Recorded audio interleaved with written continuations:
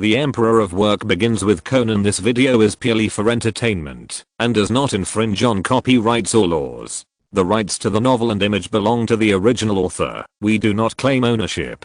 Don't like waiting and want to listen to this fanfic in full now? Subscribe to our Patreon, where you'll find the best fanfics. Chapter 251. How could a bootliker miss the goddess' birthday? Then Kyudo-san. Asami Uchida's face suddenly changed, and she asked Toyama Tobi anxiously, "You mean Shinichi?" Toyama Tobi's face was full of sorrow, and anyone who saw his expression at the moment would not think that there would be good news coming out of his mouth. He was lucky not to be in the house at that time. Uchida Asami's tears were already welling up in her eyes, and she started to whimper as soon as Toyama Tobi gave the order. As a result, Toyama Tobi's sudden turn almost sprained Asami Uchida's waist. "No, Kyudo Shinichi was not in the house at that time. Why do you have a sad face? As if you are going to hold a memorial service for him. Are you so sorry that Shinichi is not dead?" Asami Uchida felt that she needed to reevaluate the relationship between Toyama Tobi and the Kyudo family in front of her. "Okay, I'm just kidding. But to be honest, I haven't seen Shinichi for a while." Toyama Tobi usually calls Conan kid and kid, but now that there is a beautiful girl present, he calls him Shinichi in a polite manner. As expected, no matter how rough a man is, he will be a good actor with poor acting skills, but first-class attitude when standing in front of a beautiful woman. Hearing Toyama Tobi say this, Uchida Asami immediately put aside her suspicion and grasped the key point of this sentence. "You mean you haven't seen Shinichi for a while? What happened to him?" Uchida Asami is a little worried about Kyudo Shinichi's recent situation. After all, Kyudo Shinichi is her first love boyfriend. The so-called first love, especially the first love that is difficult to see again after breaking up, will be infinitely beautified in people's subconscious. After all, it is the first relationship in life. The first use of new shoes, new bags, new mobile phones, and new computers will inevitably bring a little different emotions to people. Not to mention the first boyfriend/girlfriend. From what I know, he seems to be investigating some difficult case. It's hard to say whether he is in Japan or not. Anyway, he hasn't returned home since he went to the amusement park with a female classmate. Toyama Tobi said. Otherwise, how could Uchida Asami win the Rookie Award? This sister really knows how to grasp the key points. When she heard that Kyudo Shinichi went to the amusement park with a female classmate, Uchida Asami didn't listen to the rest of the words. Female classmate? Exclamation mark. To be honest, Uchida Asami can be said to have a completely Japanese heroine script. In high school, she served as the student council president of a private school like Teton High School, and was also the beautiful manager of the football club. Then she successfully entered the Faculty of Literature of Taodao University. After entering university, she was named Miss Taodao in her first year, and she wrote a novel, and successfully won the Rookie Award. The Rookie Award, that is an award that every writer can only win once in his life. In urban novels, this is definitely the template of a proud girl of the day, and in fantasy novels, she must be a saint of a holy land, or the kind of saint with many admirers. Even a beautiful girl like this who plays the heroine's role could not have imagined that her confession would be rejected. Now she heard that the person she failed to confess to actually went to the amusement park with other girls. This made Uchida Asami even more curious about that girl. Many times, we look through our ex's Weibo moments and iron not necessarily to get back together with our ex. Sometimes we just want to see what kind of person our ex's current partner is like. Of course, let's not talk about what our ex's current partner thinks when we see him/her. Anyway, it's human nature to eat melons, even if it's our own melons. "Mr. Toyama, can you tell me about that girl?"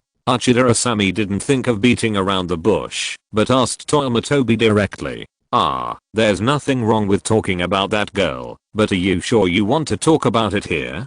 Toyama Tobi pointed to the construction site in front and asked. "I'm very sorry, I'm rude."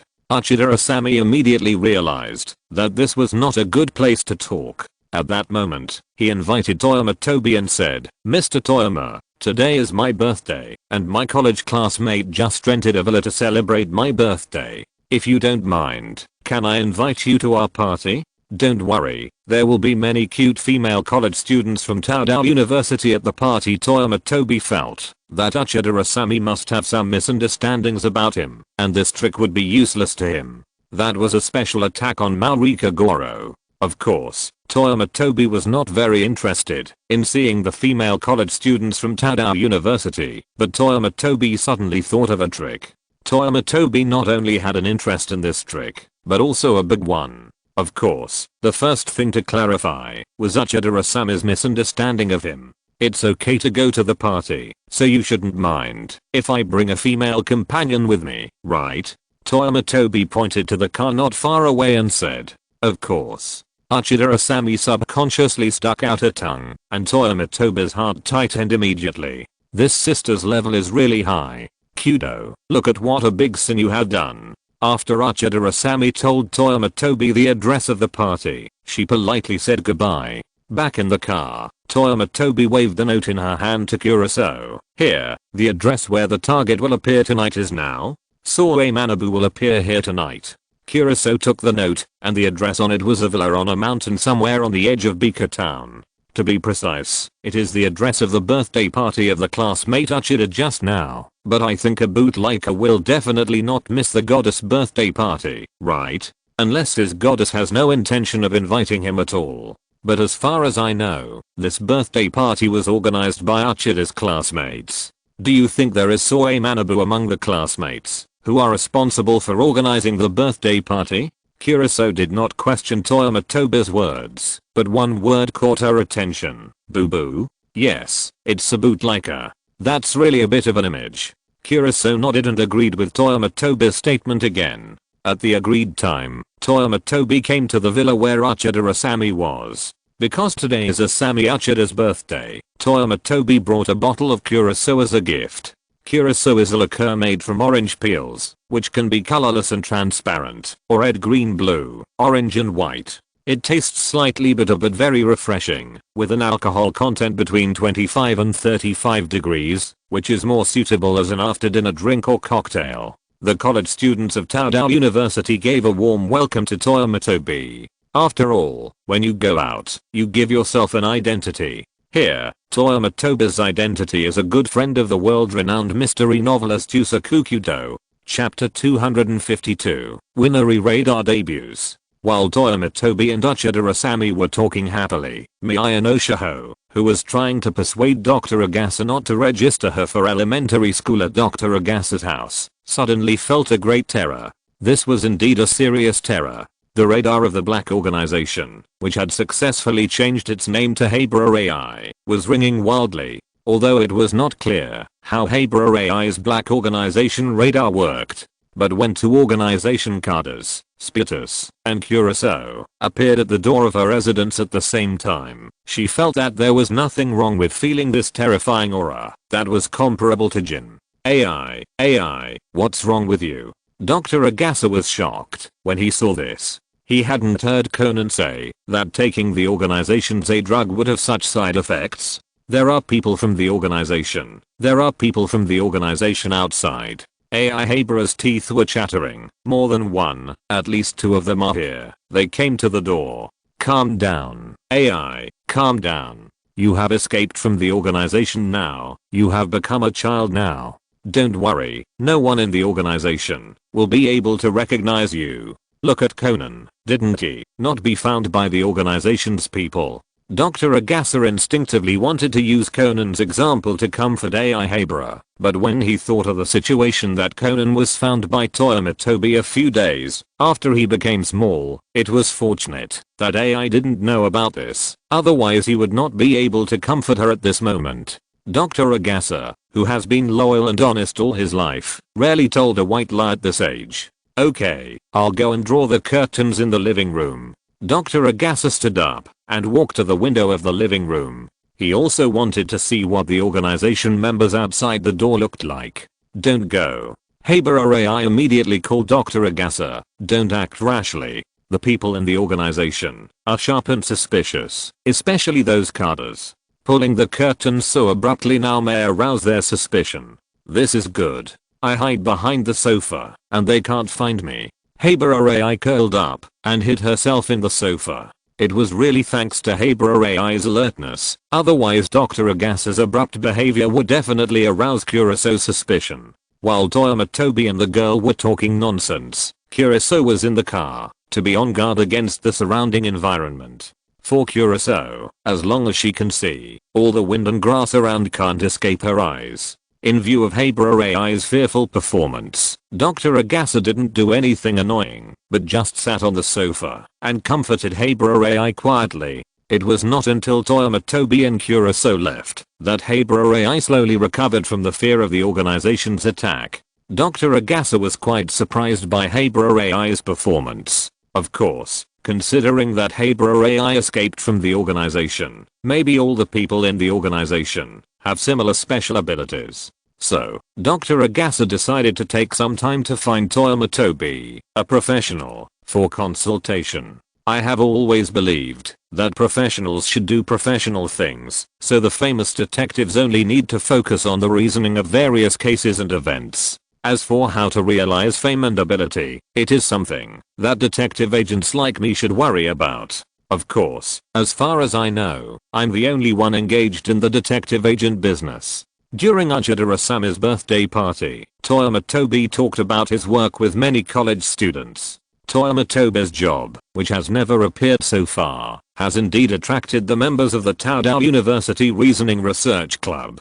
To be precise, there is no clear profession of detective agent in the Conan world, but there are still institutions with similar functions such as larger detective agencies. Such large agencies often have many detectives, with famous and popular detectives as their signboards, and there are also rookies who have just entered the industry to experienced old detectives. This kind of detective agency itself has the attributes of an agent. The agency uses its own reputation and credibility to recruit new clients, and then distributes them to the corresponding detectives according to the difficulty of the commission.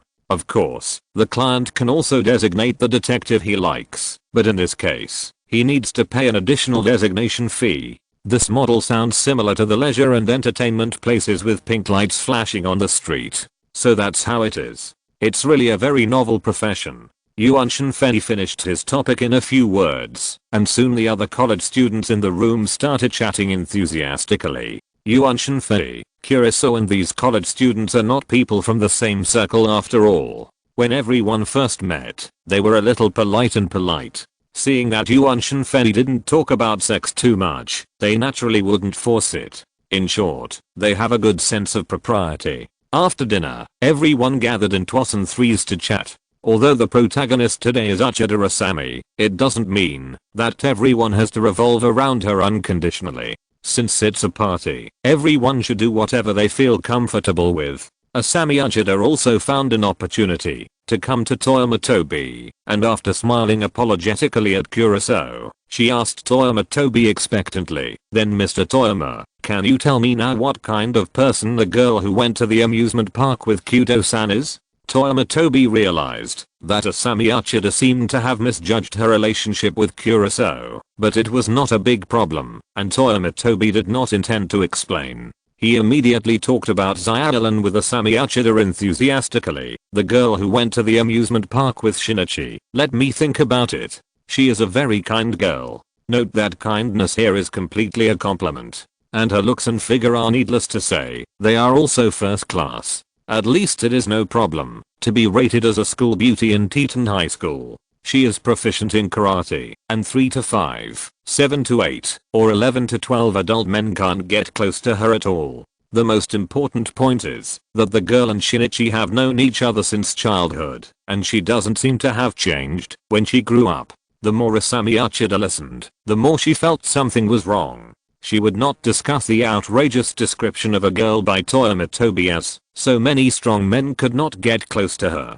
The script the girl had was definitely a childhood sweetheart script. But doesn't it say in anime that childhood sweethearts are not as good as a man sent from heaven? Exclamation mark. To Kudo Shinichi, Asami Uchida was a complete and utter girl sent from heaven. But why did she lose so badly? Are the contents of animal lies? Exclamation mark. Well, you seem to like Shinichi very much. Toyama Tobi asked Asami Uchida, stroking his chin. Facing Toyama Tobi's question, Asami Uchida did not show any shyness of a girl, but sighed faintly. Yes. Chapter 253. Have you considered becoming a love strategist? After listening to the bloody, but not so bloody girl's love story, Toyama Tobi showed a satisfied smile. Does Uchida Asami still like Kudo Shinichi now? It is certain that she has a good impression, but if you really want to say how much she likes Toyama Tobi, I think Uchida Asami should be more unwilling at this moment. Uchida Asami, who has been given the script of the heroine since she was a child, was suddenly rejected by someone one day. Such an experience will definitely make him feel uneasy.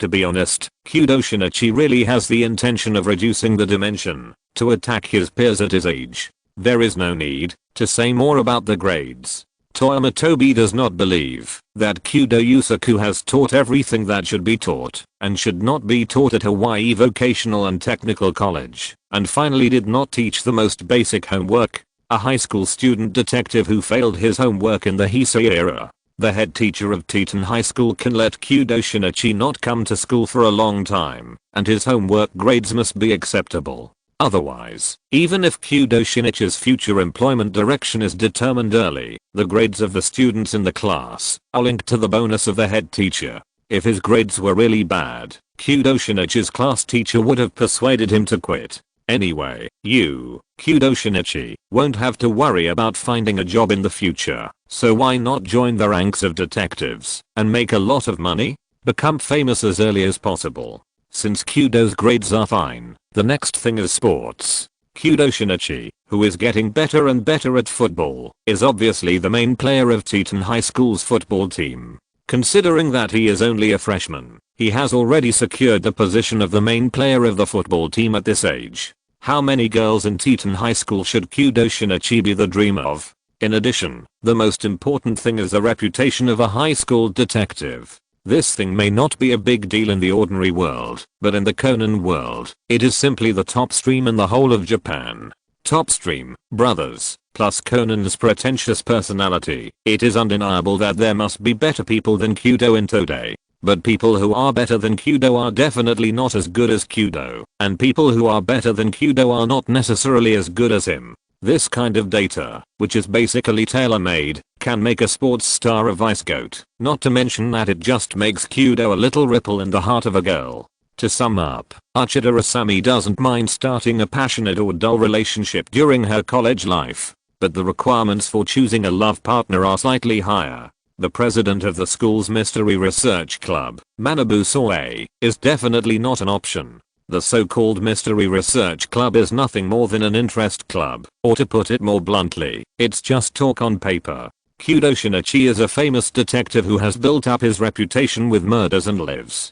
Compared with him, Manabu Soe is not even a shadow. He was given a chance, but he is really useless. For a doglicker, the saddest thing is not that the goddess finds the shadow of someone else in him. The saddest thing for a doglicker is that his goddess can't find the shadow of someone else in him, even if she wants to. I see, it's all Kudo's fault. Toyama Tobi accidentally revealed the fact that he was a little black boy. Uchida Asami's eyes were subtle. Little black boy, you finally showed your chicken feet. Toyama Tobi said to Uchida Asami with a thick skin that he had practiced for 2.5 years. You see, your current situation is that, although you have let go of the past, you haven't let it go completely. So I have a good idea, do you want to listen to it? Uchida Asami instinctively felt that the good idea in Toyama Tobi's mouth might be a good idea for her and Toyama himself, but it didn't seem to be good for Kudo. But fun is the essence of all people. Uchida Asami solemnly said to Toyama Tobi, please teach me. Why don't you try to get along with Xiaolin, that is, Kudo Shinichi's childhood sweetheart. Or, what do you think of the profession of love strategist? Uchida Asami now suddenly had a little admiration for Toyama Tobi.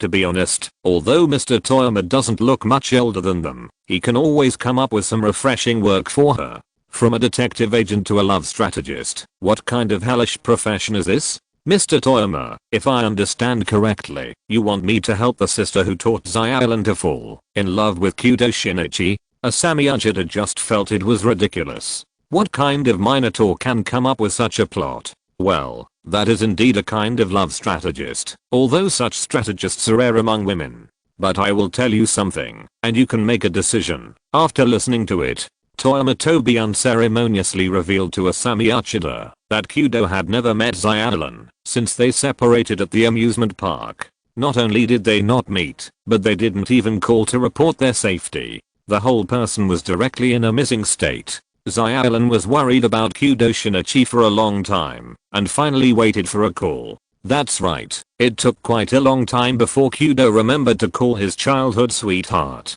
This is nothing if Kudo treats everyone he knows equally. It can only be said that Kudo is too obsessed with the incident, and concentration can be regarded as a virtue. But Kudo's elder, Dr. Agasa, knows where he is going. For a long time, Xyalan's only way to get Kudo's latest situation is through Dr. Agasa. So the question is, since Kudo has time to call Dr. Agasa, why can't he contact his childhood sweetheart Xyalan? Does he not care, doesn't care, or doesn't care? Asami Uchida's fists gradually hardened after hearing Toyama Tobi's statement without any exaggeration. Are you telling the truth about Kudo and Xyalan? You can verify it yourself. Toyama Tobi spread his hands. What he said was all the truth, without the slightest exaggeration.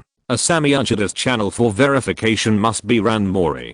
From Ranmori's perspective, isn't this the situation after Kudo disappeared? Mr. Toyama, I suddenly feel that the profession of love strategist is a very good profession. I want to give it a try. Of course. Welcome. Toyama Tobi took out a business card and handed it to Asami Uchida. This is the address of Xyalan's home. You can find her here after school and during holidays. This business card is the business card of Kagoro Mori. As a detective agent, it is normal to carry the business cards of his detectives with him and help him to attract business. Right? Just when Asami Uchida rekindled her fighting spirit, Manabu Soe walked up to the three of them with a few cups of coffee. You seem to be having a good chat? Have some coffee first. There will be a second game later, Manabu Soe said as he placed a cup of coffee in front of Asami Uchida, and then put down 2 cups of coffee to signal Tobi and Kuroso to help themselves.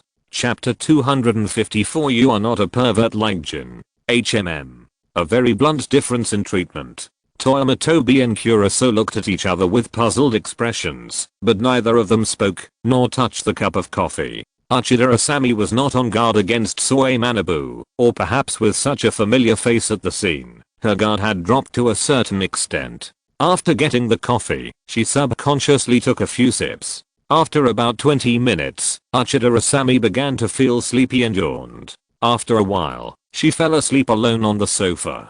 Toyama Tobi asked Kuroso to help cover Uchida Asami with a blanket, and then said goodbye to the other college students. Hey, Mr. Toyama, are you leaving now? Soe Manabu politely tried to keep Toyama Tobi and the others. Toyama Tobi politely declined. There's nothing we can do. Our carefree college days are over. Tomorrow there will be evil capitalists watching us work overtime. Finally, several college students sent Toyama Tobi and the others out the door. Then we'll see you again someday. All the promising and high achieving students, I wish you all a successful and smooth academic career in the future. Toyama Tobi started the car and returned the same way. Less than 10 minutes later, Toyama Tobi found an inconspicuous corner and parked the car at the karaoke place in front of the station near the villa. Less than half an hour later, a van slowly drove up and then stopped in the parking space at the entrance of the karaoke. 1, 2, 3, 4, 55 people are here. There should be no one else in the villa except Uchida Asami. Kuroso counted the people who got off the van and said to Toyama Tobi, okay, then we can go back to the villa now. After watching the college students of the Reasoning Research Society walk into the karaoke, Toyama Tobi started the engine and prepared to return to the villa. I still don't understand. Obviously, we just need to find an opportunity to kill Soe Manabu. Is it necessary to make it so complicated? Kuroso didn't quite understand why Toyama Tobi had to complicate a simple task. Soe Manabu was not a big businessman or politician. He had no security forces around him at all, and he himself didn't even realize the slightest danger. Killing him only requires a single shot from a distance, which can be easily done by Kuroso or Toyama Tobi. Now Toyama Tobi has to make it so complicated. Kuroso knows Toyama Tobi's plan, but she can't understand why Toyama Tobi is so sure that Soizu will use some method to set fire to the villa. You don't understand, Kuroso. People like us who have to work at full capacity every day can't do without learning to have fun in hardship. The full tasks every day are already very annoying. If you don't find some fun in the tasks, what's the point of living? Toyama Tobi raised his eyebrows and continued to ask, speaking of which, there are really not many cadres in the organization who work as hard as you. Cows and horses, Gin is one of them. But Gin can satisfy his morbid desires in the tasks, whether it is looking for undercovers, hunting down traitors, or cleaning up insiders. He can make him happy from the bottom of his heart. Kuroso, you do so many tasks every day. Are you really happy? Kuroso was silent. Kuroso was often silent when getting along with Toyama Tobi, but this time it was not her intention. She could have said that this was the fate of it all, but she knew very well that since they met, Toyama Tobi had never regarded her as Rum's tool. In Toyama Tobi's eyes, she was a living person. The villa was not far from the karaoke bar, and Toyama Tobi soon drove Kuroso back to the villa. Kuroso skillfully used technical means to open the door of the villa, and the two walked into the rented villa one after the other. Walking into the living room, Uchida Asami, who was originally sleeping on the sofa, had been placed in the center of the living room by Soe Manabu. The candles on the cake, used to celebrate Uchida Asami's birthday, were now completely lit, and the cake was placed on a chair in front of the fax machine. Soe Manabu's method was very simple. He only needed to send a fax from outside to the villa, and the fax would fall from the machine and burn on the lit candle, which would create a fire. Toyama Tobi took a look at the decoration in the living room and finally concluded, with decoration like this, the whole villa can be burned in about 10 minutes. Are you sure? Of course, this kind of judgment is completely entry-level knowledge for the descendants of Moriya architecture.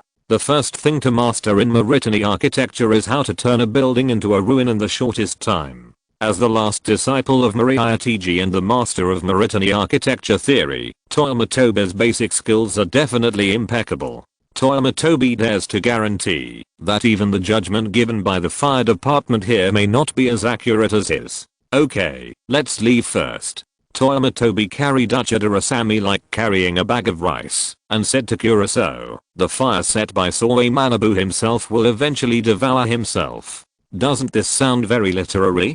Karma and retribution seem to be the favorite themes of literary films at a certain period, but Toyama Tobi never believes in karma. Apart from other things, if there is really a cause and effect, how could he be an ordinary person who did not do evil, and did not show much kindness in his previous life, and how could he be involved in such a thing as traveling through time? Toyama Tobi, he doesn't deserve it. After Toyama Tobi put Uchida Asami in the car, he sat in the driver's seat, rolled down the window, and said to Kuroso, partner, be careful. If the fire is too big, use a gun. There is no need to take risks for such a mission. I know. Kuroso nodded, watched Toyama Tobi drive away, and then disappeared into the shadows of the mountains. Toyama Tobi needed to patch up their return, and Uchida Asami, who just couldn't be woken up, was the best excuse. And Kuroso needed to stay in the villa to confirm the death of Soe Manabu. After all, this was their mission.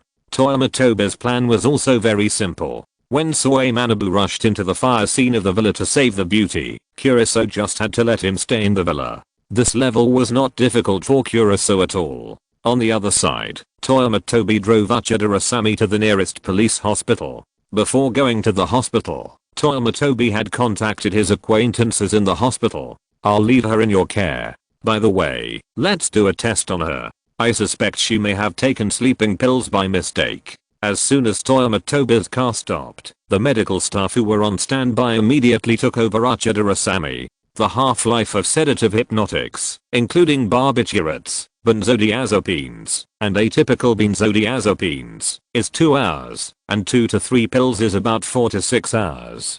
From the time Uchida Asami drank the coffee to Toyama Tobi sending her to the hospital, the whole process took no more than 2 hours. This also means that the doctors at the police hospital will definitely be able to detect the components of sleeping pills in her body. This is also the patch that Toyama Tobi needs. Chapter 255 Sato's self-blame.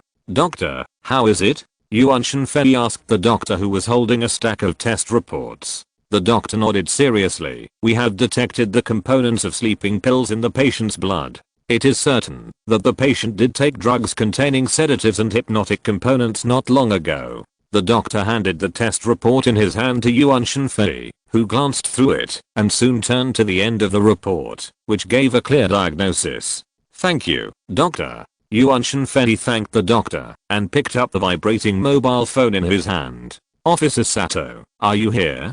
I'm in the observation room on the first floor now. Please come over. Not long after the phone was hung up, a rapid and crisp sound of high heels came from far away. Yuan Shenfei has always maintained a considerable degree of admiration for Satomi Wako's unique skill. It is already amazing for an ordinary girl to be able to run in high heels. This sister can not only run in high heels, but also show her judo skills. Sure enough, a pair of suitable high heels can make a girl agile.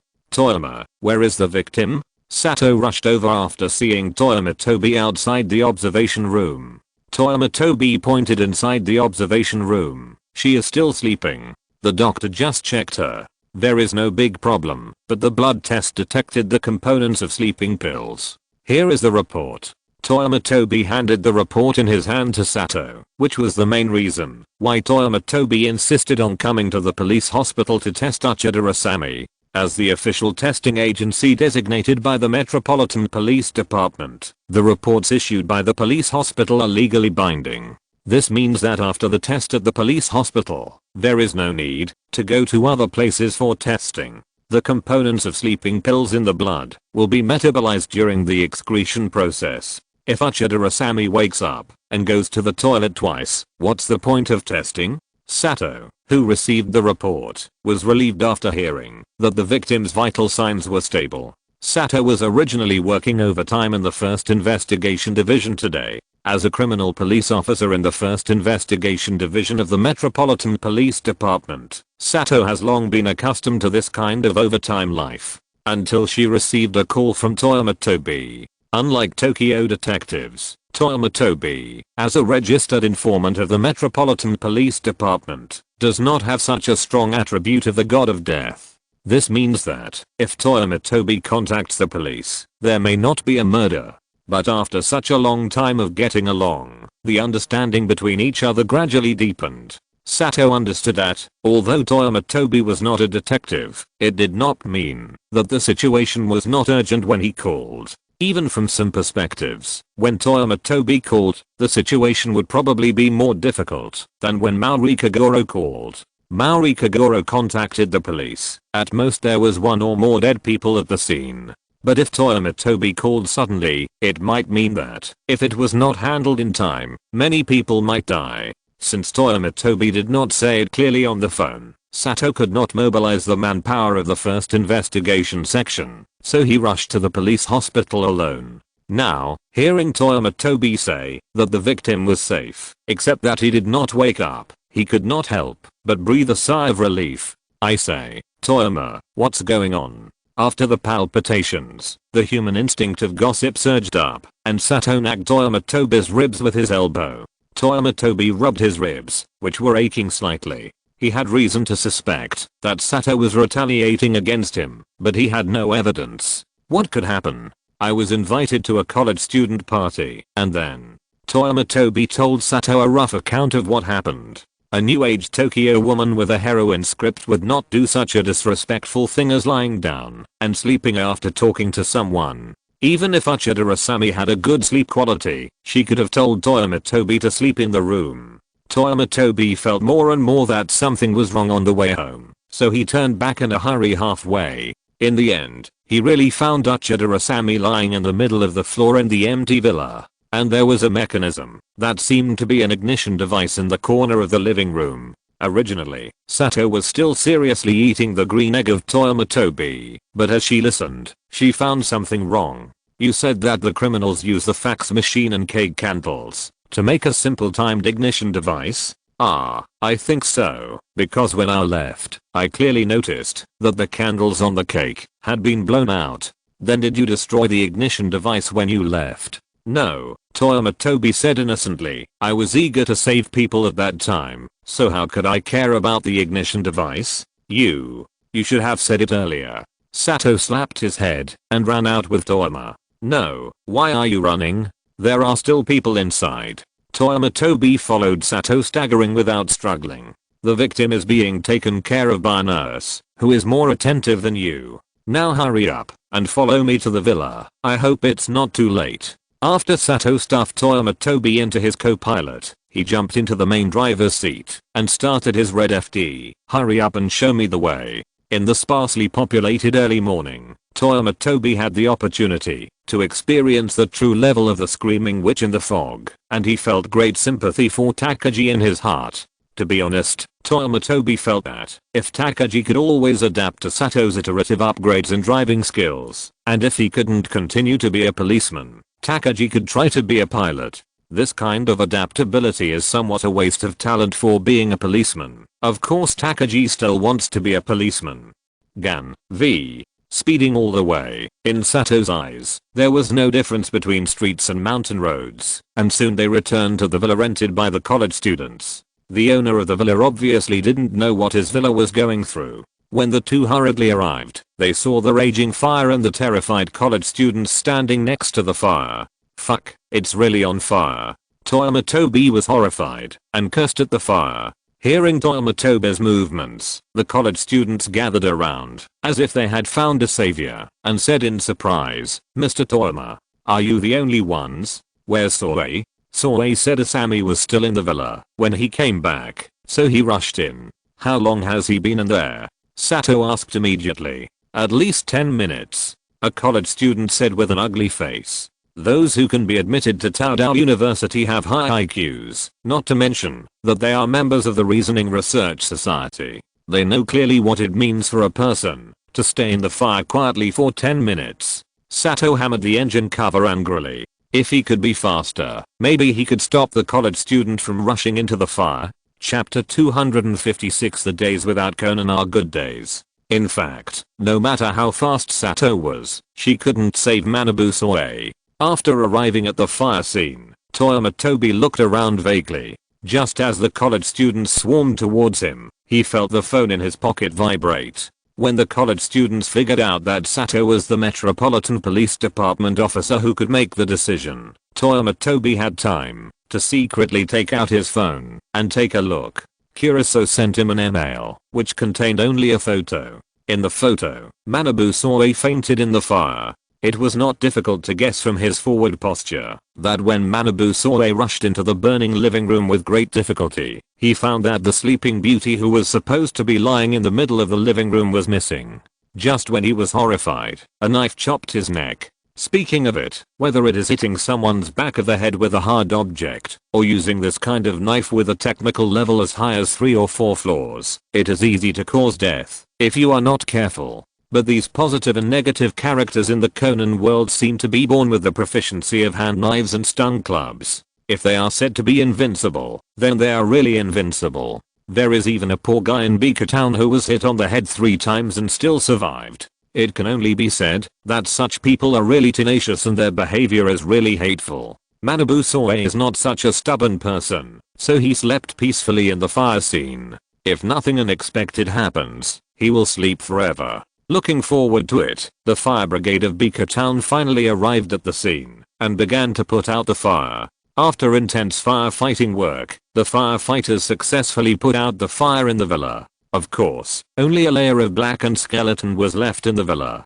Manabu Soe's body was packed and taken away by the fire brigade. There were police and firefighters at the scene, so they could handle the case on the spot. The situation is roughly like this. The doctor at the police hospital confirmed that Uchida had taken sleeping pills by mistake. She is currently staying in the police hospital safely, and there are special nurses taking care of her. This is a blessing in disguise. Yuan Shenfei spoke first to calm the emotions of the remaining college students. When they all recovered from their grief, a firefighter came to the crowd. The fire should have started at 2:50.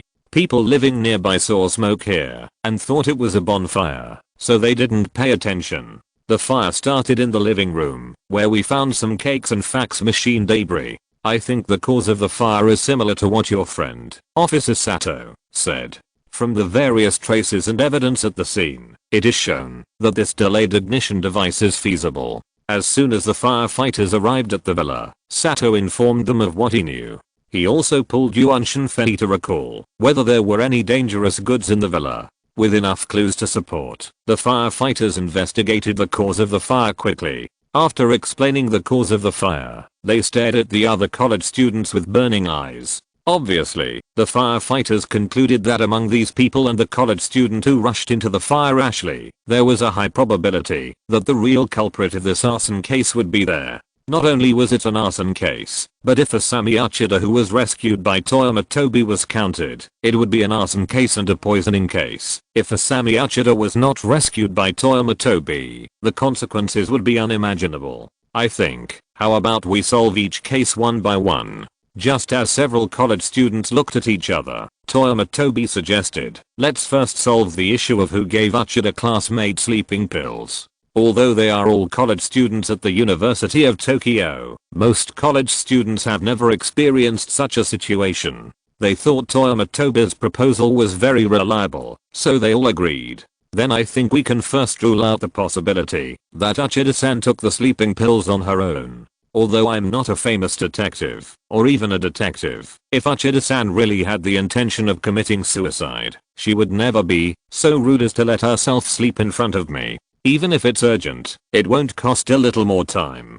Do you all agree with what I say? All the college students, Sato, and the firefighter captain nodded in agreement. Then if nothing unexpected happens, the sleeping pills should have been mixed into tonight's food and drinks and drunk by Uchida.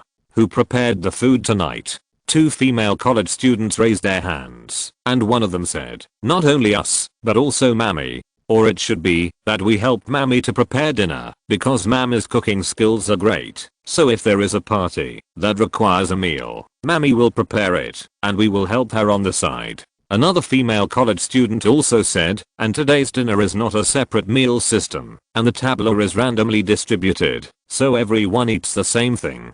If someone really wants to give Mami sleeping pills, they will definitely not choose to do it at dinner. Another male college student also said, and the drinks for dinner were also bought by us from the convenience store. They should be intact before opening, and Mami put the drinks in the refrigerator after buying them.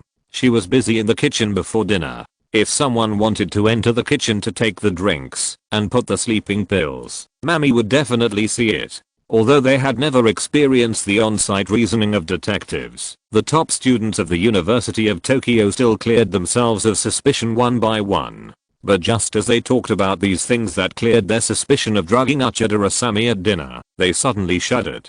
With their quick thinking, they quickly thought of the blind spot of the incident. Yuan Tobi did not continue to keep the secret. What you said is great. Everyone did not have the opportunity to do it during dinner. But I remember that when it was close to 12 o'clock, Soe seemed to give everyone a cup of coffee. May I ask who made this pot of coffee? It was Soe. Then did anyone help to divide the coffee, or to put it bluntly, did anyone touch the pot of coffee except Soe? It's just dividing coffee. It's not something that one person can't do. Naturally, no one else helped when Soe Manabu divided the coffee. This means that the probability that the culprit who gave Uchida Asami sleeping pills was Soe Manabu has greatly increased. No way. How is this possible? Some college students don't believe that Soe Manabu would do such a thing. Logically speaking, since Soe Manabu was spotted by the organization when he was in college, he must be a leader among his peers.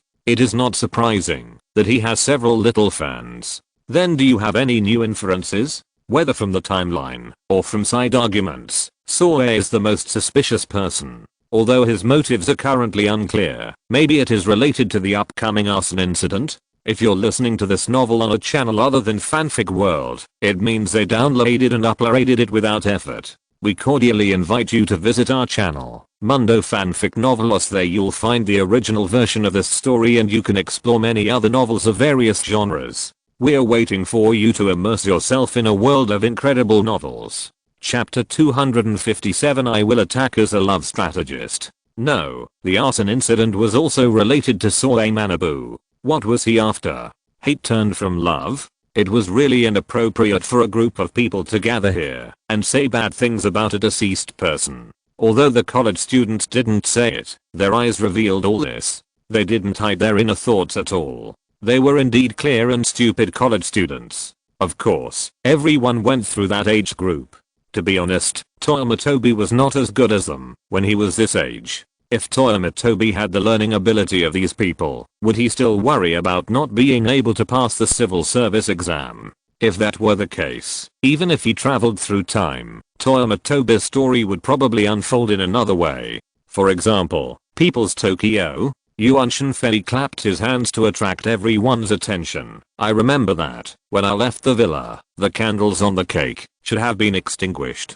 Do you remember who blew out the candles? A female college student stood up. It was me, because Mammy fell asleep at the time, and I thought about waiting for her to wake up and relight the candles, so I blew them out. Okay, now even if I ask any of you if anyone relighted the candles, I guess you won't admit it, even if you really did. But it doesn't matter, I'm sure that the candles on the cake should have been lit when I returned to the villa. At that time, Uchida-san couldn't be woken up, no matter how hard I called him, so I accidentally overlooked the issue of the candles. In that case, let's put this issue aside for the time being, and talk about your situation at the karaoke. Yuan Shinfei asked several college students. The most important component of the simple ignition device at the fire scene is the fax machine. Officer Sato has just contacted the karaoke business, and they said that there is no fax machine in their store. In other words, if you want to send a fax to the villa, you have to go to the convenience store in front of the station recently. So, how many of you have ever left that karaoke? The two male college students said that they had both left the karaoke bar, one to buy cigarettes at a convenience store, and the other to sober up with a can of beer near the station. This sobering up method is really quite spiritual. Of course, in addition to the two of them, Manabu Soe had also left the karaoke bar, but the other two college students didn't know what he did specifically. Yuan Shin, the staff of the convenience store in front of the station, have confirmed that Manabu Soe did use the fax machine in their convenience store. In addition, Manabu Soe put the fax machine upside down at the time, and the staff reminded him specifically, but he turned a deaf ear to it. It seems that he is determined to send a blank fax to the other party. Sato added the last piece of the puzzle to this reasoning. Now let alone Manabu Soe is dead and can't refute it. Even if he is still alive, facing this kind of ironclad evidence, Toyama Tobi doesn't believe that he can still turn the tables. For the dead, Toyama Tobi is not afraid of setting a flag.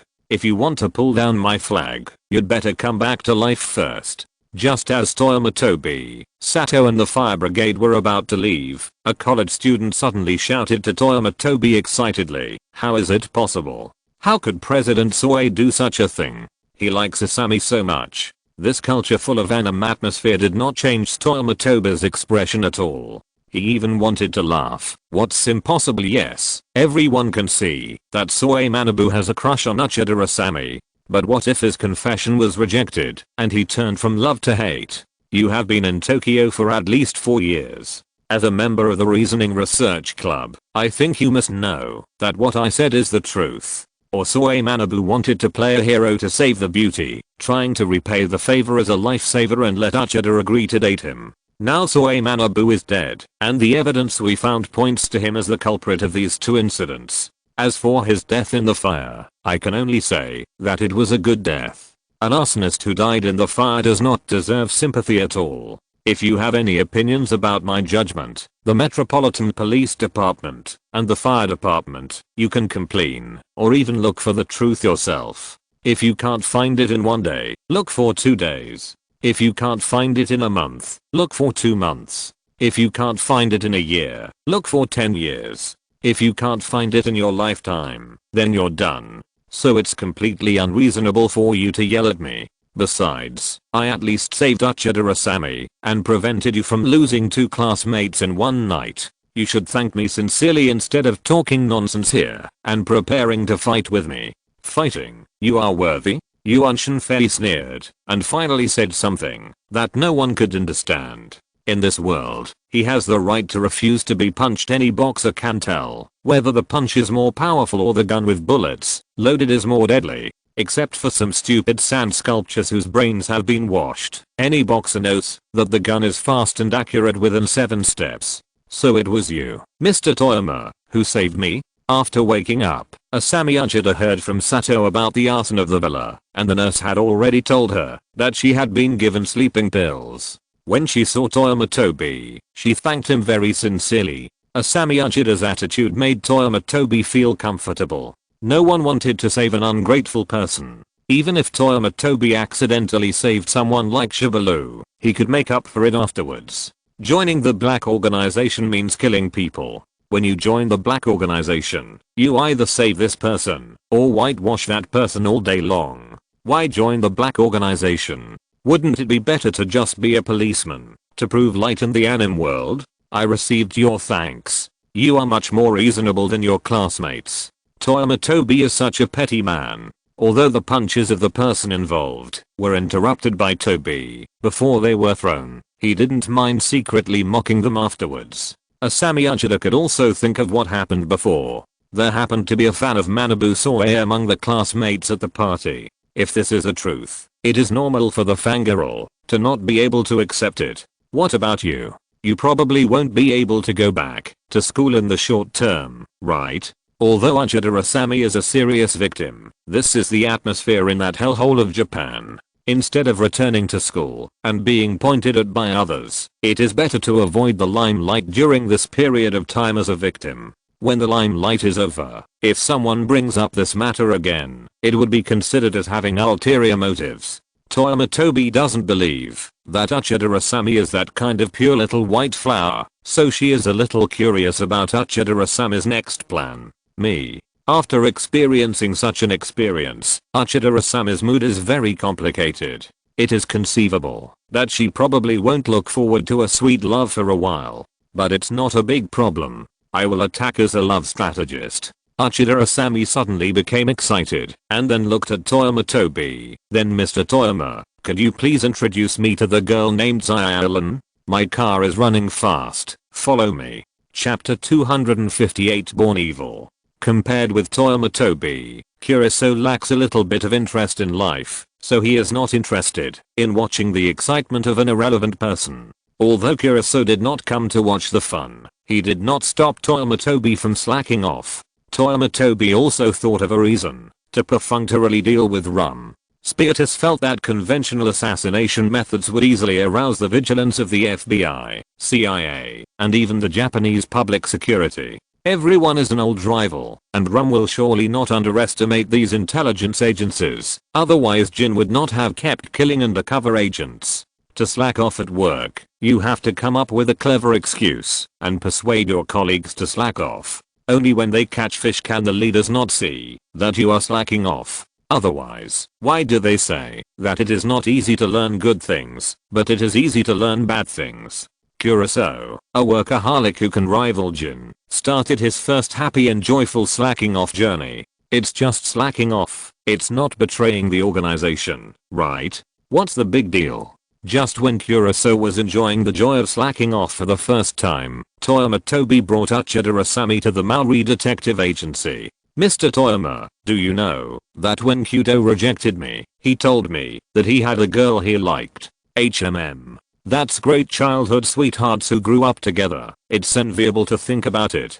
Toyama Tobi didn't want to respond to the sigh of this literary girl at all. He just wanted to see Uchida Asami, the love strategist, take office smoothly. Master, I have found a county magistrate for you. Let's take office in Goose City. Speaking of which, the day Toyama Tobi picked was really a coincidence. Maori Kagoro was not in Bika Town because he had to deal with the commission, and he might not be able to come back at night. Conan has a day to play with children every week. Of course, most of the time Conan plays football with the White Give group on the football field of the elementary school. I think Conan also enjoys the fun of bullying. Zyallen's karate club didn't have any activities today, so they had to go home early. Usually, Zyallen would take this time to clean the office inside and out. Toyama Tobi brought Uchida Asami to the second floor of the office in a carefree manner. He really believed in Zyallen's social skills. Zyallen had a unique attraction to the female characters in the Conan world. Whether it was Sister Bayonetta or Habra AI, everyone who had used them said they were good. Toyama brother, Ranmori, who was sweeping the floor with a broom, saw Toyama Tobi and greeted her with a smile. Toyama Tobi took the opportunity to introduce Uchida Asami to Xyalan, the former rival in love, and now the lucky one. As expected by Toyama Tobi, Uchida Asami quickly became familiar with Xyalan with her super high emotional intelligence.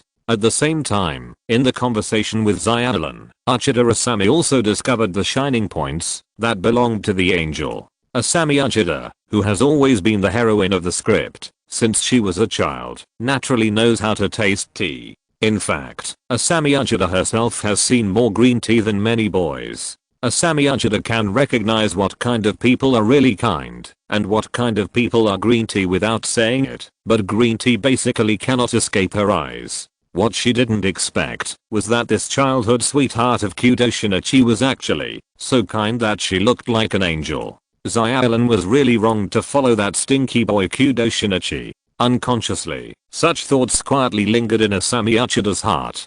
To be honest, if she wasn't a girl herself, she would definitely try to pursue Mallilan. Asami Uchida was shocked by her abrupt thoughts. What kind of rice flour succubus is this? The two girls chatted enthusiastically, and time passed quickly. Asami Uchida only agreed with Xyalan to go shopping together next time, but never mentioned the love strategist. Yuunchin Tobi could only scratch his head secretly and quickly enter the main line.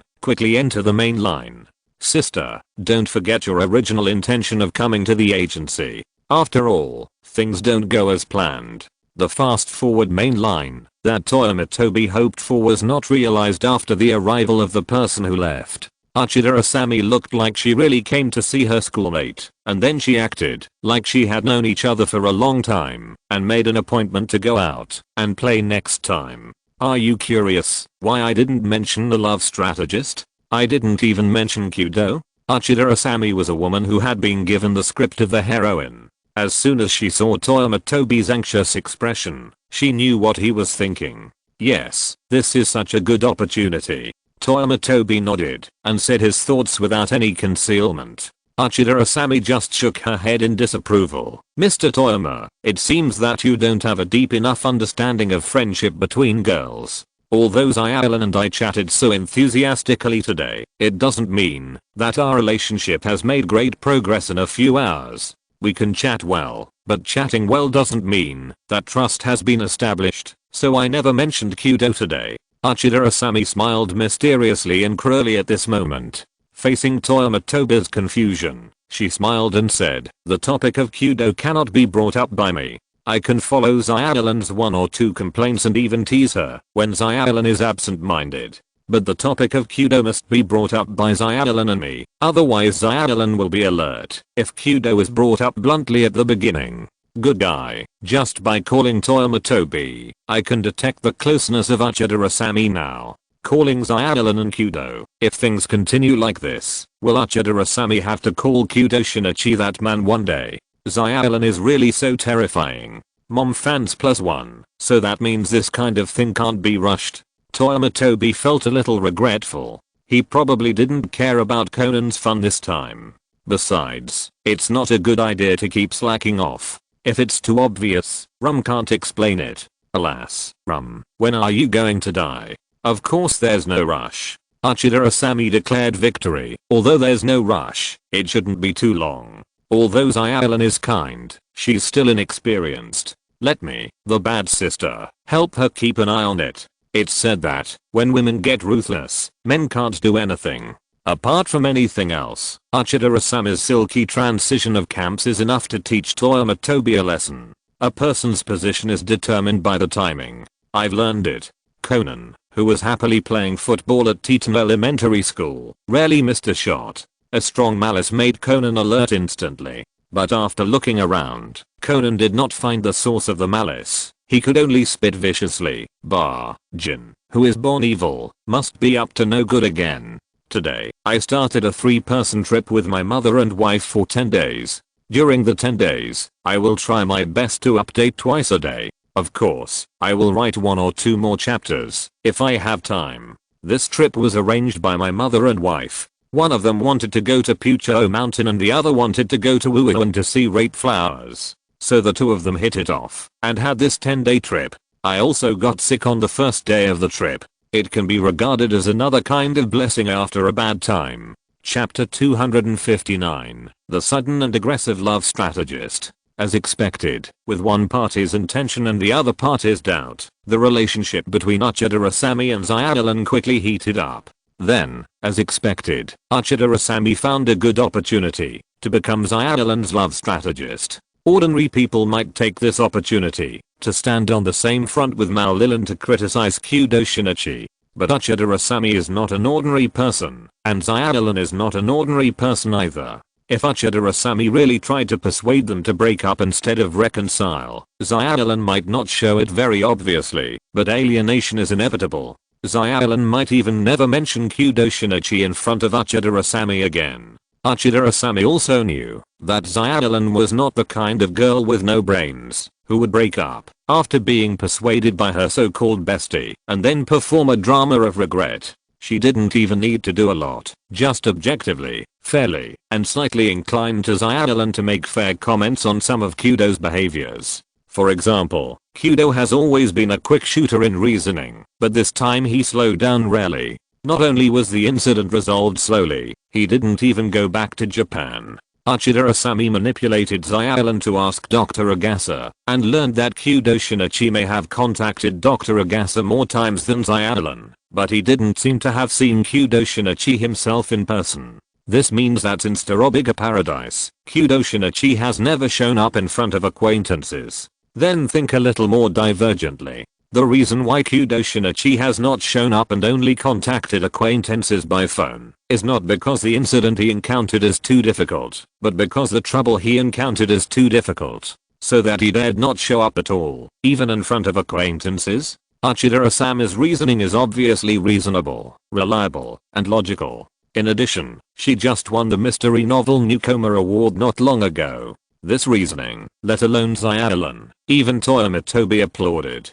To be honest, none of the people in the Conan world who can write a famous mystery novel are dishonest. Toyama Tobi seemed to understand why the status of Kudo Yusaku and even other mystery novelists in this world is so high. Because once these guys feel that no one would write a novel, they will consider changing their careers. If they turn to detectives, there is no doubt that one famous detective after another will rise. This is still good. If these novelists suddenly feel that being a detective is not exciting enough, or want to try to see if there are any flaws in the methods they designed, that would be a disaster for this world. Uchida Asami, who happened to win the Mystery Novel Rookie Award, has also successfully entered this ranks, so her words are particularly convincing.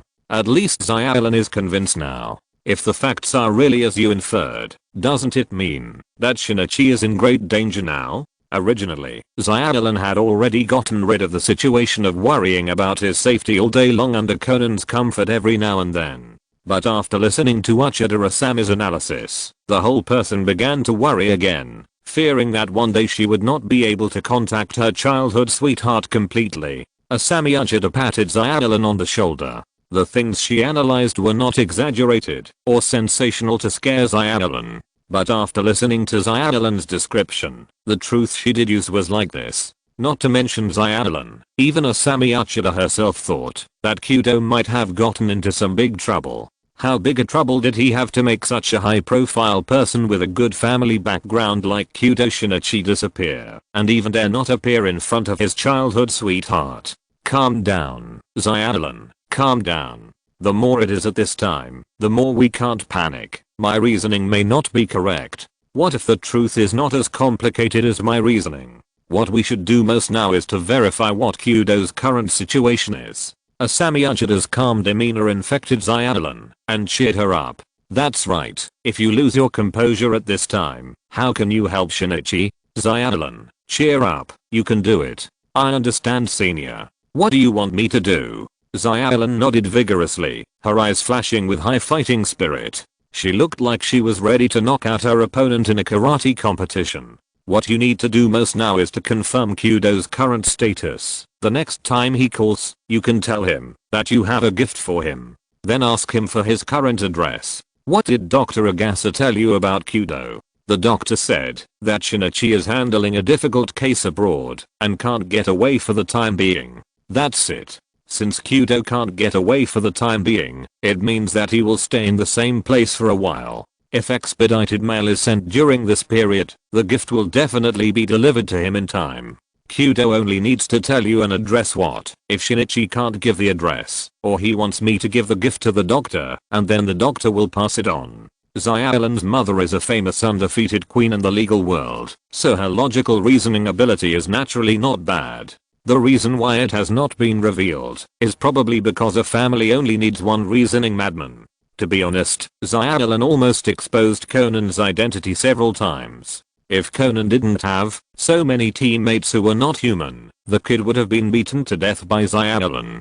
Beating someone like hanging a painting means that people who know how to beat someone will usually beat a living person into a painting hanging on the wall. After all, Conan's main character is that it doesn't matter if the whole world knows that I'm Kudo Shinichi, as long as I can hide it from Xyalan. This thing's camouflage skills are all aimed at Xyalan, and there were several dangerous times. This shows that Xyalan's reasoning ability is not absent, but it needs to be further developed. Xyalan gave a very likely development, and Uchida Asami seemed to have prepared for it. She showed Xyalan a very charming look. My silly girl, you have to know that sometimes we girls do have some small privileges. For example, if you give your childhood sweetheart a little concession in gifts, then when you ask him for your contact information with grievance, he will not be able to refuse. Now learn from me. If there is no contact information, what should I do when I want to hear your voice? Isn't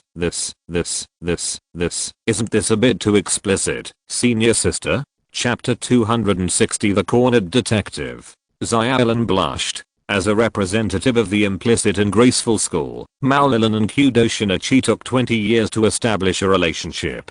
Don't say that Xyalan has never said this. That is not even dared to think about it. In love, Xyalan is no longer as brave as she was in karate, and the main thing is to be a coward. Looking at Xyalan's blushing face, Uchida Asami laughed Pucci. She looked up and down at Xyalan in front of her unscrupulously, and joked, "Oh, our Xyalan is still shy. What era is it now?" You guessed that, Tsundere, and my thoughts have long been out of the environment. Women in the new era have already started to play straight. Xyalan, you don't want your childhood sweetheart to be snatched away by a woman who fell from the sky with unknown background, right? Uchida Asami's bad line successfully let Xyalan start to imagine the Sherlock Holmes of the Heisei era, the savior of the Japanese police, and the high school detective Kudo Shinichi encountered a tricky trouble in an incident investigation. At this time, as his childhood sweetheart, Xyalan knew nothing about this, and just passively waited for Kudo Shinichi's contact. Just when Kudo Shinichi was in danger, a girl suddenly fell from the sky to save Kudo from the water and fire. In this way, Kudo and the girl joined forces to fight the enemy, and finally uprooted the mastermind behind the scenes, and restored Japan to a bright and clear sky. In this process, Kudo and the girl fell in love with each other for a long time, and they were in love and cooperated seamlessly. This finally made Kudo recognize his heart. Xyalan, I'm sorry, I don't think we are suitable. Don't say it anymore. I'll go and talk to Shinichi. Xyalan was ashamed and angry by the emotional little drama of Uchida Asami on the side. In the end, she chose to manually shut up Uchida Asami. That is, she covered the mouth of Senior Asami. Uchida Asami was shocked by Xyalan's strength. Is this the strength that a normal high school girl should have? Even if Xyalan is a karate practitioner, what on earth is this motionless arm? Exclamation mark. It seems that at this moment, Uchida Asami finally figured out what she had missed in Teton High School. That was a once-in-a-lifetime opportunity for a mortal to be tempered into a saint's ire. Uchida Asami slapped Xyalan's arm repeatedly, and the shy devil muscleman awkwardly let go of the charming senior. Well, then we must be prepared from now on, waiting for Kudo to call at any time. The Save Detective Kudo operation officially begins. Thanks to Toyama Tobi's management strategy for the agency, the Mori Detective Agency has been doing very well recently. because every commission can bring in a considerable income, even if they have to compensate the car rental company for the car due to an accident. When the insurance company does not pay most of the compensation, Morikagoro's expenses are simply not worth mentioning. The agency's abundant funds also allow Morikagoro to no longer have to accept commissions that are not in line with his worth to deal with emergencies. Currently, Morikagoro has accepted commissions that either have generous commissions or can increase his influence. Under a positive cycle, the business of the Mori Detective Agency is getting better and better. But after all, the agency only has one detective, Morikagoro, and he has to take on commissions by himself. Recently, Morikagoro has been discussing with Toyama Tobi whether to recruit 1 or 2 detectives to the agency to help them share some of the accumulated simple commissions. Morikagoro's busyness means that the agency will have a steady stream of living expenses. Xylan doesn't have to be so frugal about her family's living expenses. Living in Tokyo is not easy. Even if there is a shop for rent on the first floor, it doesn't mean that she can sit back and relax. Of course, who is the happiest person when Morikagoro is busy? It's not Toyama Tobi, but Conan. In the past, when Conan called the officers Kudo Shinichi, Morikagoro would make some sarcastic remarks. Now that Morikagoro is busy, Conan can call whenever he wants. His main feature is to be unscrupulous and use his power to get close to the enemy. Morikagoro wants to find a few detectives to help share the commission, but he is worried that, if he is not at home to look after the vegetable garden, there will be wild boars from outside who will sneak into the vegetable garden and eat the cabbages. Today, after playing football with the White Give group as usual, Conan called Xylan, who was cleaning the office. He happily chatted with Xylan about the recent situation. Under the reminder of Hattori Hiji, he is now paying close attention to this aspect. But Conan began to sweat coldly while chatting. The reason was very simple, because Xylan asked him for his current address, saying that she had a gift to mail to him. Although Conan made all kinds of excuses on the phone, Xylan was very determined this time, and said that she would mail it to him no matter what. What is this? A sweet trouble? At this time, Conan still knew what he was facing, so he rolled his eyes and came up with a plan. Then you just give the gift to the doctor, and the doctor will help me mail it. Dr. Agasa, as an elder known to Shinichi Kudo and Ran Maoli, has always presented himself as a loyal elder. Conan felt that, if he asked Dr. Agasa to pass it on, Xylan would definitely not refuse. Sure enough, after hearing Conan's proposal, Xylan agreed, although her tone was a little depressed. Just when Conan was relieved, Xylan's next sentence suddenly made Conan stiffen all over, and his back felt cold. What should I do when I want to hear your voice if there is no contact information? When Xylan said this, Conan's first reaction was, who is it? Get out of Xylan's body. When Conan ruled out all the impossible options, he realized that the current Xylan was no longer the Xylan of the past. She was no longer someone he could easily deal with. Although he didn't know why, it was an indisputable fact that Xylan had improved several levels in the blink of an eye. The worst thing was that Conan didn't have any contact information to give out at all. What to give? Should he read the public phone number to Xylan? When he was at a loss, Conan remembered the method of disconnecting the line. Hello, Xylan, what did you say just now? Why is there no sound? Did you disconnect? After saying that, Conan quickly hung up the phone. Although the disconnection method was used awkwardly, it was indeed effective. Putting down the bow tie, Conan changed from Kudo Shinichi back to first year Conan. All of Kudo Shinichi's troubles were no longer related to Conan at this moment. Bullshit. Conan called Dr. Agasa immediately and asked him to get him a contact number, then hurried to the office. He wanted to see what was going on with Xylan today. Chapter 261, The Cornered Detective. Sister Xylan, you seem to be in a good mood today. Did Shinichi call you? This is not the first time Conan asked Xylan this question. Usually when Morikagoro is at home, every time Conan calls Xylan, Conan likes to run back and ask Xylan this question. It is to appreciate Xylan's shyness at that moment and Morikagoro's instant exasperation. Every time Morikagoro gets angry, Conan will be educated by Mori uncle. Although he is educated badly every time, Conan still enjoys it. Fun. Is there anything more enjoyable than jumping in front of the father-in-law? This time Conan asked the same question, but he doesn't know if it's his illusion. He always feels that Xylan looks happier now than before. No, Conan believes in his intuition very much. He doesn't think that Xylan looks happier because it's his illusion. There must be something he doesn't know about. So Conan asked a classic question to deal with all kinds of changes. Since Conan became a child, he has felt many inconveniences, but he has also experienced many conveniences that only children can enjoy. For example, an adult who runs to hug a beautiful woman's thigh may be kicked away and then sent to the police station on the spot. But if a child runs to hug a beautiful woman's thigh, it means that this child has a pair of eyes that can discover beauty since childhood. If the child looks cute, has a cute look, and loudly says that he wants this sister to be his wife, he may get a card to extend the time of hugging a beautiful woman's thigh, and is more likely to get a loving hug or kiss. Well, if the child grows up to be disabled, this is probably the peak of his life. Conan, who can attract all kinds of little lolly to throw themselves into his arms, kiss, and touch him forcefully, is undoubtedly the best among them. In the entire Conan world, Suzuki Sonoko is probably the only one who doesn't buy Conan's account. It can only be said that our Miss Sonoko has an enviable sixth sense. In addition to allowing Conan to successfully get the oil without attracting anyone's attention, becoming a child also means that most people are not wary of children.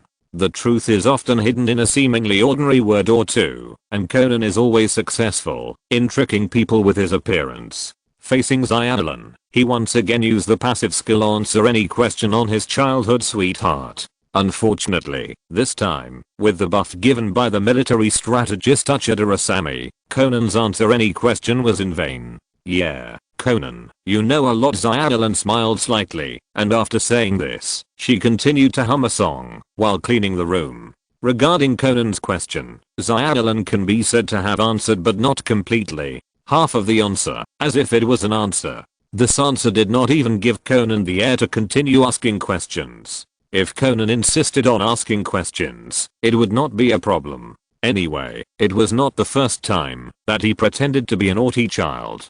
But Xylan's current situation made Conan feel troubled. What if Xylan really had any doubts or alerts? Then wouldn't he expose himself directly by doing this? Conan never lacked the spirit of adventure, but with Xylan, he really didn't dare to take any risks. Because staying at the Mori detective agency under an assumed name was already his most risky move. Conan racked his brains to think of countermeasures, and his CPU was about to smoke. On the other side, Xylan ate hot pot, sang X, hummed a song, and swept the floor, recalling the instructions given to her by Asami Uchida. According to Asami Uchida's method, Xylan successfully tested Kudo Shinichi, who was far away and abroad. As expected, Xylan, who suddenly changed her tactics, caught Conan off guard and had the upper hand. This temporary advantage brought Xylan huge benefits. Conan, who was at a loss for a moment, did reveal a lot of information. For example, Kudo Shinichi's current situation does not seem to be like what he said, that he was just stuck in a difficult case and could not leave for a while. Instead, he was really in trouble. Even Kudo Shinichi might not be abroad, but might be somewhere in Japan. Just when Xylan was getting more worried, Asami Uchida suddenly said that things did not seem so bad. Because no matter how hard a person talks, when the situation develops to this stage and is about to get out of control, most people will not continue to talk hard. If he really reaches a dead end, Kudo Shinichi can still use the signal to escape in a hurry, which proves that the situation is not as serious as they imagined. Maybe Kudo will really encounter some crisis, but if he is in trouble, he will definitely not be found in a short time. Sure enough, this kind of evidence that can indirectly prove Kudo's safety makes Xylan feel relaxed. Just as Xylan was relaxing, she suddenly thought of Hattori Hiji, who was far away in Osaka. Specifically, she should have thought of the reasoning that Hattori Hiji made about Kudo Shinichi. It stands to reason that Hattori Hiji is at least a high school detective as famous as Shinichi, so it doesn't make sense to make such an outrageous reasoning right away. Maybe Hattori's reasoning is really not aimless. Hattori Hiji who is far away in Osaka, didn't expect that. Before he started his life of slips of the tongue, he had already stabbed his good friend in the back. The bullet fired by Hattori Hiji when he and Zyallen met for the first time finally hit Conan's forehead at this moment. Good job, brother, you really do this. In the following days, Conan suddenly felt that the atmosphere in the office suddenly became tense. For example, Zyallen would occasionally run to the window and stare out of the window with a serious expression. Sometimes Zyallen would suddenly get lost on the way home from buying groceries and then go around to the dead end of the alley. What shocked Conan the most was that Zyallen seemed to have discovered something and suddenly paid more attention to the hygiene of the house. Even 2 rounds of thorough cleaning were carried out. Although Zyallen said that she had to clean the house for the physical and mental health of her family, her behavior seemed to Conan to be looking for impossible macro cameras and eavesdropping devices. By the way, when did Zyallen understand this knowledge? Exclamation mark. Finally, when he was out, Conan asked Dr. Agasa to send him the mobile phone he had prepared. When meeting with Dr. Agasa, Conan clearly felt that Dr. Agasa seemed to have something to say to him, but there were priorities. Conan was in a critical situation at this time, so he could only say sorry to Dr. Agasa. Sorry, Dr. Agasa, I will listen to you next time. No matter what you want to say. Looking at Conan's hurriedly leaving back, Dr. Agasa finally put down his outstretched arm. He had a new organizational cadre. Should he tell Shinichi about this matter when he had a chance? Chapter 260 to Conan, I need a military advisor. Conan didn't know what he had missed, or that he was destined to be scared by Hubara AI. From Dr. Agasa's perspective, this ending should probably be called You Can't Grasp the Opportunity, even if you are given it. With a very nervous mood, Conan contacted Zyallen using the contact method that was unique to Kyudo Shinichi. Without any surprise, Zyallen gave Conan a big surprise again. Conan found that during the chat, Zyallen was inadvertently testing him. And she was testing him with an event that Zyallen had experienced personally, but had not yet told Kyudo Shinichi. To be honest, such a test is really terrifying. Some online writers will forget what the previous sentence is when they write the next sentence. Not to mention that Conan needs to divide the entire person's memory and experience into 2 parts. One for Conan. The other is Kyudo Shinichi. Things that Kyudo Shinichi has not experienced must not be said casually, but what Zyallen has said to him cannot be treated as unheard of. Similarly, Conan can't accidentally say anything about the little secrets or whispers between Zyallen and Kyudo Shinichi. Just this phone call almost made Conan feel that he was suffering from schizophrenia. Of course, this phone call not only brought great shock to Conan, but also was not without gain. With Conan's understanding of Zyallen, even if Zyallen's level rises, she will not suddenly turn into the big boss at this time. Conan has a new judgment on Zyallen, who is obviously in an abnormal state at the moment. There is a capable person behind Zyallen. This discovery undoubtedly made Conan more distressed, because he didn't know whether the person behind Zyallen was going for Zyallen or for himself. If it was the former, there were 2 situations to distinguish. One was that the person was of the same sex. Conan knew nothing about Zyallen's charm, but if it was of the same sex, he would at least not worry too much. At most, it was just another Suzuki Sonoko. Could Zyallen be turned gay? So far, Japan, Tokyo, and Bika-town have not developed to this advanced version. The second possibility is that the person who comes is of the opposite sex, that is, a man. Then Conan must be extremely vigilant. If there is really a man who dares to have evil thoughts about Zyallen, then don't blame Conan for going to his house to shoot the last episode of the movie. That's right, Conan is so petty. What's the point of just shooting an ordinary plot? It must be a bombastic movie to satisfy Conan's surging jealousy. In any case, it's okay if the person comes for Zyallen, but if he comes for him or for Kyudo Shinichi, then both Conan and the Mori family are in great danger. Thinking of this, Conan felt a splitting headache. He felt that he needed a military advisor to help him make a good plan. As for the choice of the military advisor, first of all, the Kyudo couple was rejected by Conan at the first time,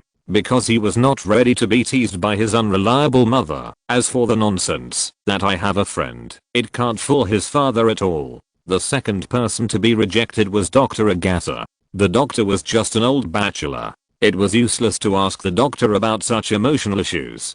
Conan didn't think the doctor could give him any constructive advice. Then Hattori Hiji's big black face jumped out of Conan's mind.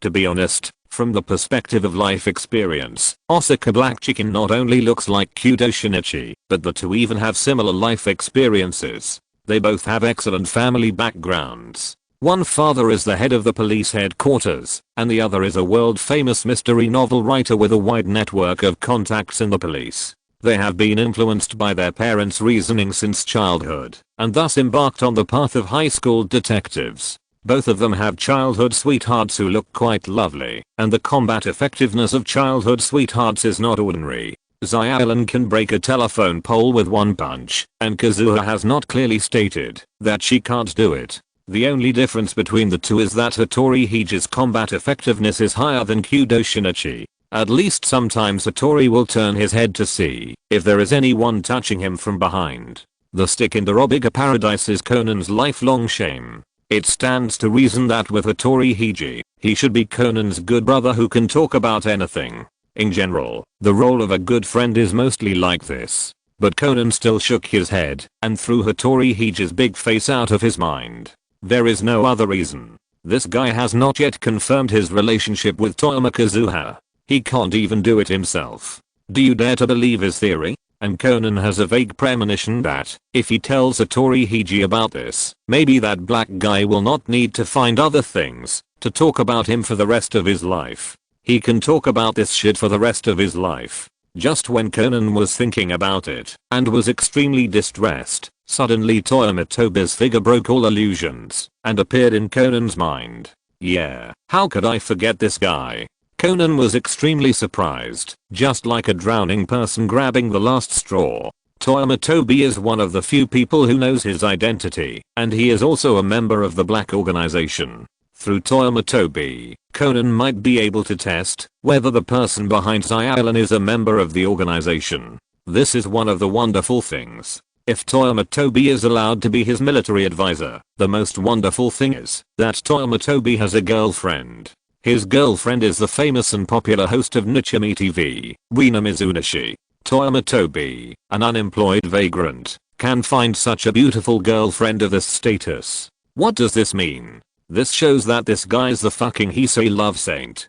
Go to be who to invite Toyama Immortal. Toyama Tobi, who is far away in Tokyo, doesn't know that he has been regarded as a Heisei love saint by Conan. He is still fishing with Kuroso, and then fishing. Meaning that the two of them didn't carry out the mission at all. Because after Toyama Tobi learned about the organization's cleanup list from Kuroso, and after some field investigations, he suddenly found that the people on this list seemed to be familiar to him. In the Conan world, what does it mean for Toyama Tobi to be familiar with a person? It means that he is very likely to be on Conan's death note without knowing it.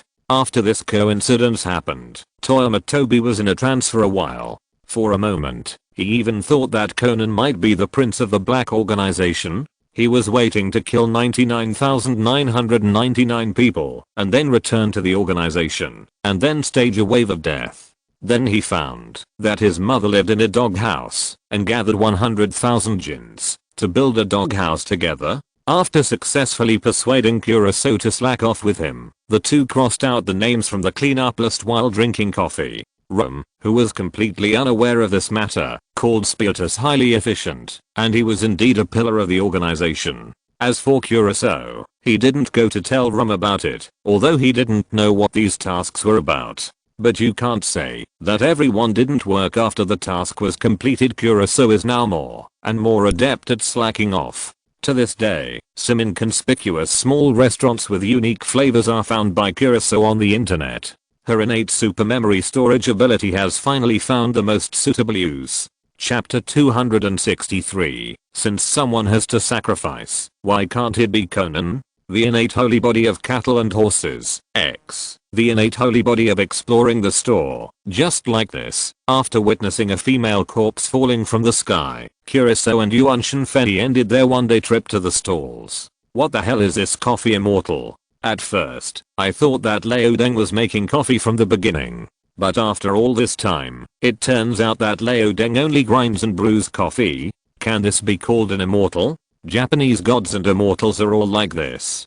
Kuroso said with certainty. In Japan, where the class is solidified, it is normal for a store to be passed down for 3 or 4 generations. Everyone does this for a lifetime. If you want to stand out from such a wide group, you must have a loud gimmick. The god of XX and the immortal of XX came into being. The spirit of craftsmanship advocates doing an ordinary thing to the extreme. Then, does it seem like I'm quite a craftsman to do bragging to the extreme? Just as Toyama Tobi and Kuroso were complaining about the coffee fairy who didn't look like a fairy at all, the police car of the Metropolitan Police Department's Investigation Division 1 hurriedly arrived. After an investigation that seemed serious, but was actually slacking off, the diligent Maori Kagoro was once again anesthetized by Conan when Officer Meggio said, "Brother Maori, are you going to start?" The sleeping Kagoro once again showed his reasoning at the murder scene. The reporters waiting downstairs in the apartment building pressed the shutter at the police with the suspect as usual, and when Maori Kagoran came out, they swarmed around. Everyone was an old acquaintance, and the reporters finished today's interview in a few words. Maori Kagoro helped the police solve the case at the murder scene, which is no longer a big news today. The reason why many reporters are still so enthusiastic about the scene is mainly because the identities of the suspects in Maori Kagoro's murder case are not simple. At least they are people with high social status. People are generally more curious about the private affairs of big shots, which is also the specialty of reporters covering criminal cases. The reporter's interview with Maori Kagoro is probably a way of repaying his guide. Conan looked at Maori Kagoro, who was once again in a state of complacency, curled his lips, and then quietly left. Conan usually took Xiaolan with him when he left, but recently, Conan obviously didn't dare to get too close to Xiaolan. There is no other reason, mainly because he is afraid that he will accidentally reveal something and then be photographed in black and white by Xiaolan. Without the guidance of the military advisor, Conan chose to play it safe. Then Conan saw a familiar figure in a nearby coffee shop. Likely, love immortal Toyama Tobi.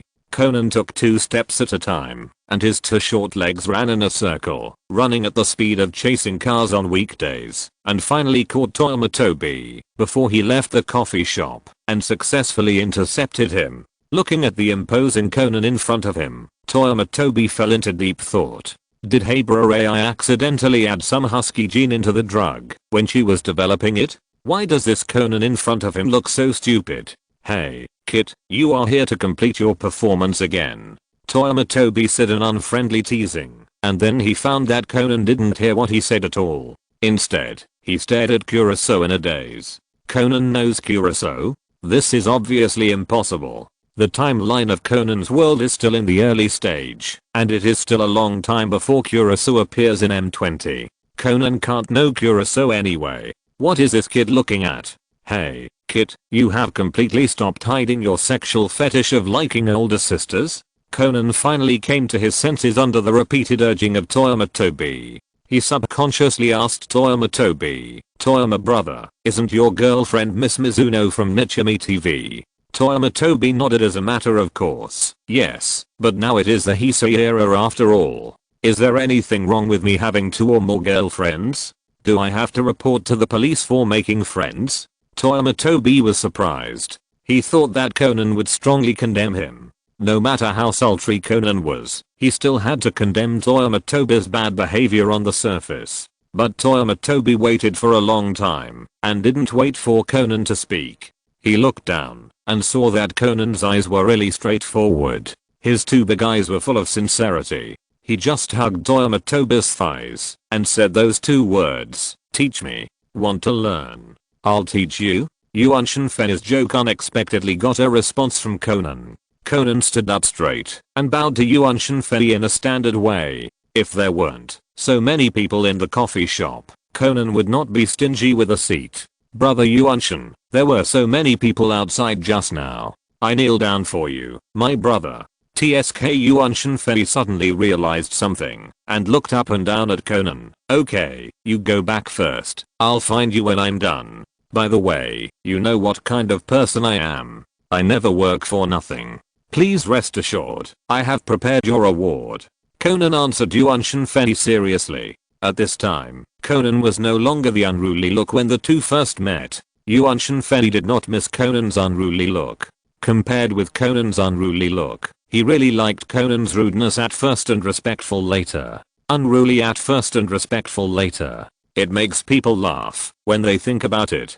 Conan kept looking back every few steps and left reluctantly.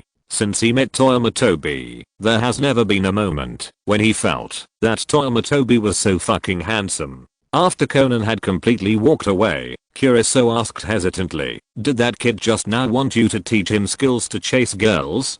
"Obviously. Are the children in Biko Town a little too precocious?" "Well, normally the children in Biko Town start to like two girls at the same time in the first grade. But I guess that kid actually wants me to teach him how to chase two girls at the same time without failing." Upon hearing this, a wonderful glimmer flashed in Kuriso's heterochromatic eyes. "As far as I know, Sputus, the limited information in the organization does not show that you have ever had a stable relationship. Your relationship with Keel is just a cover-up. Can you really teach that kid how to chase a girl, or two girls?" "You said that."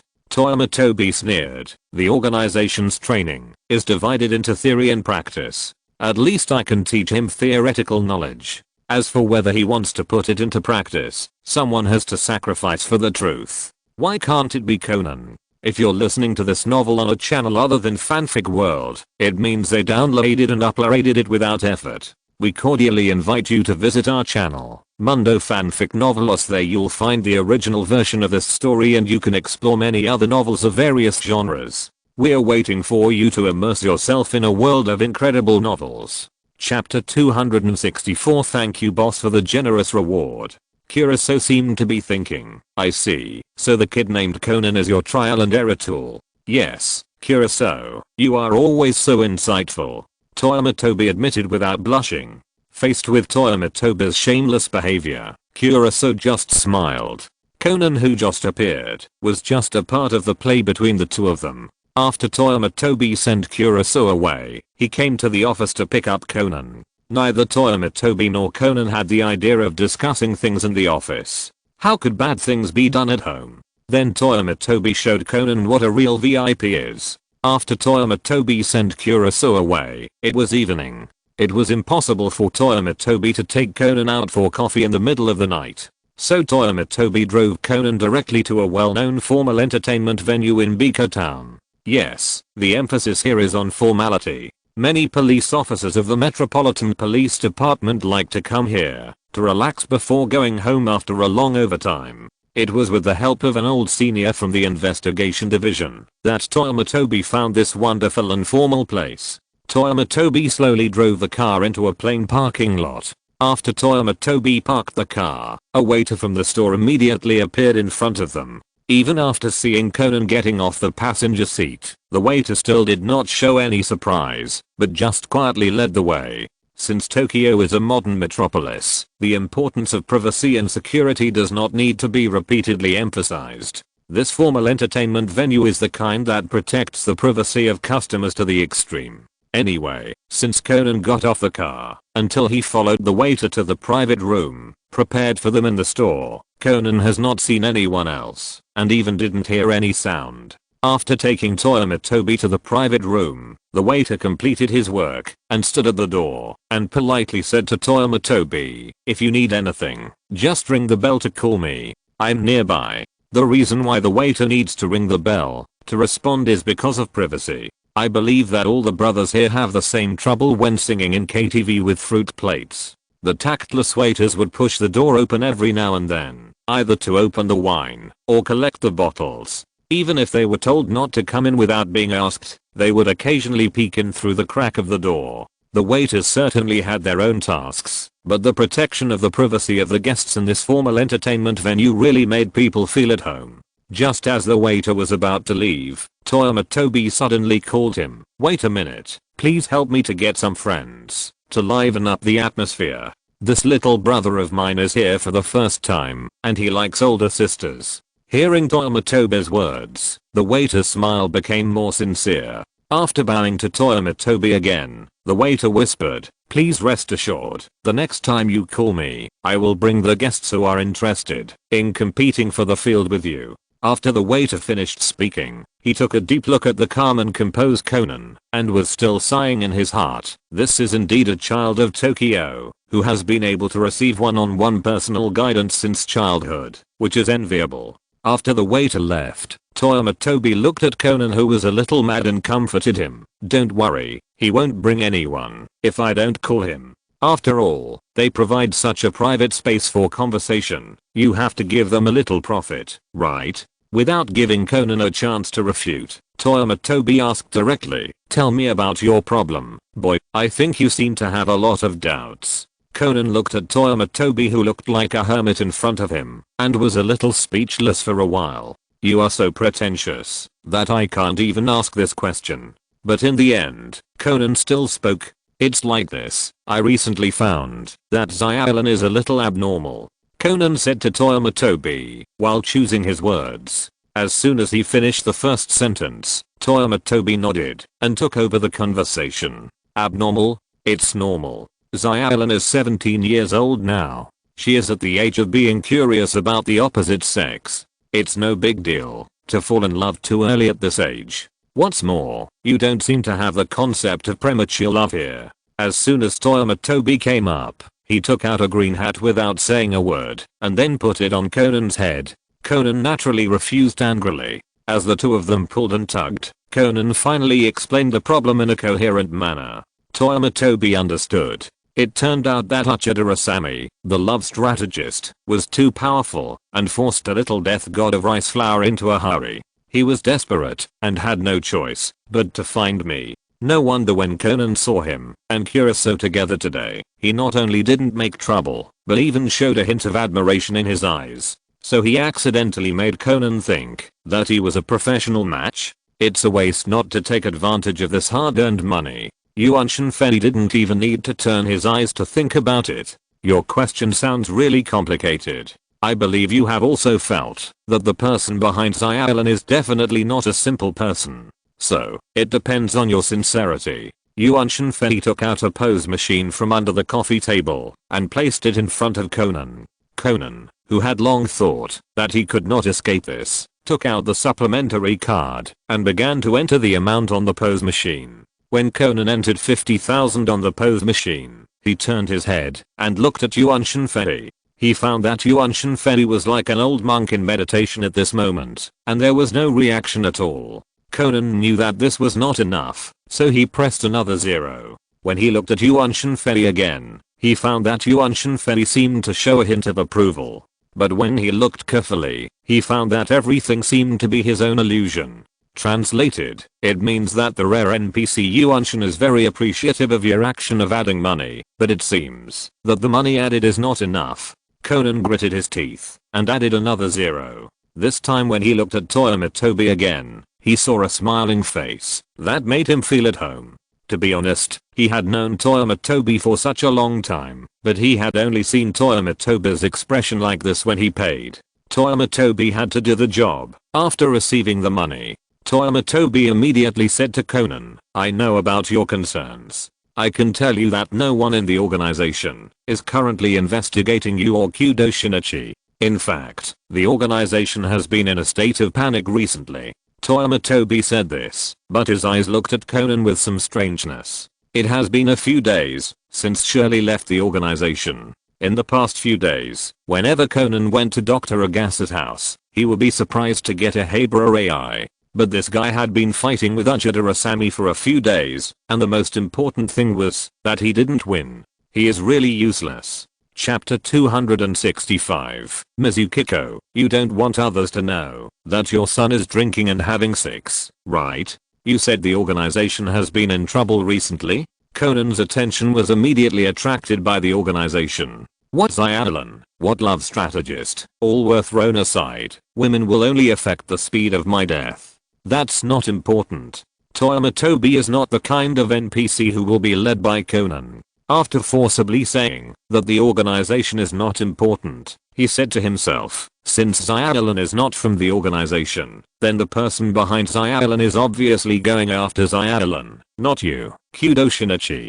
Forcibly turning Conan's attention back to Xylan, Toyama Tobi completely ignored Conan's death gaze and analyzed what happened to Xylan. It's a joke that Conan spent the 5 million yen for the love strategist. The information he wanted from the organization is another price. Even if Conan really spent money to buy information from Toyama Tobi might not sell it to him. This is like a company accepting investment. Except for the initial stage of lack of money, the subsequent investment is not to see who gives more money, but which investor brings more resources. Money alone is useless. Now, whether it is Rina Mizunashi or Toru Amuro, they are all clamoring for information from the organization. Even if Toyama Tobi is really so poor that he has to sell the information from the organization, he must give priority to these two future partners. It would be a waste to give the information to Conan. Anyway, even if Toyama Tobi doesn't give Conan the information, he can get it through other channels in the future.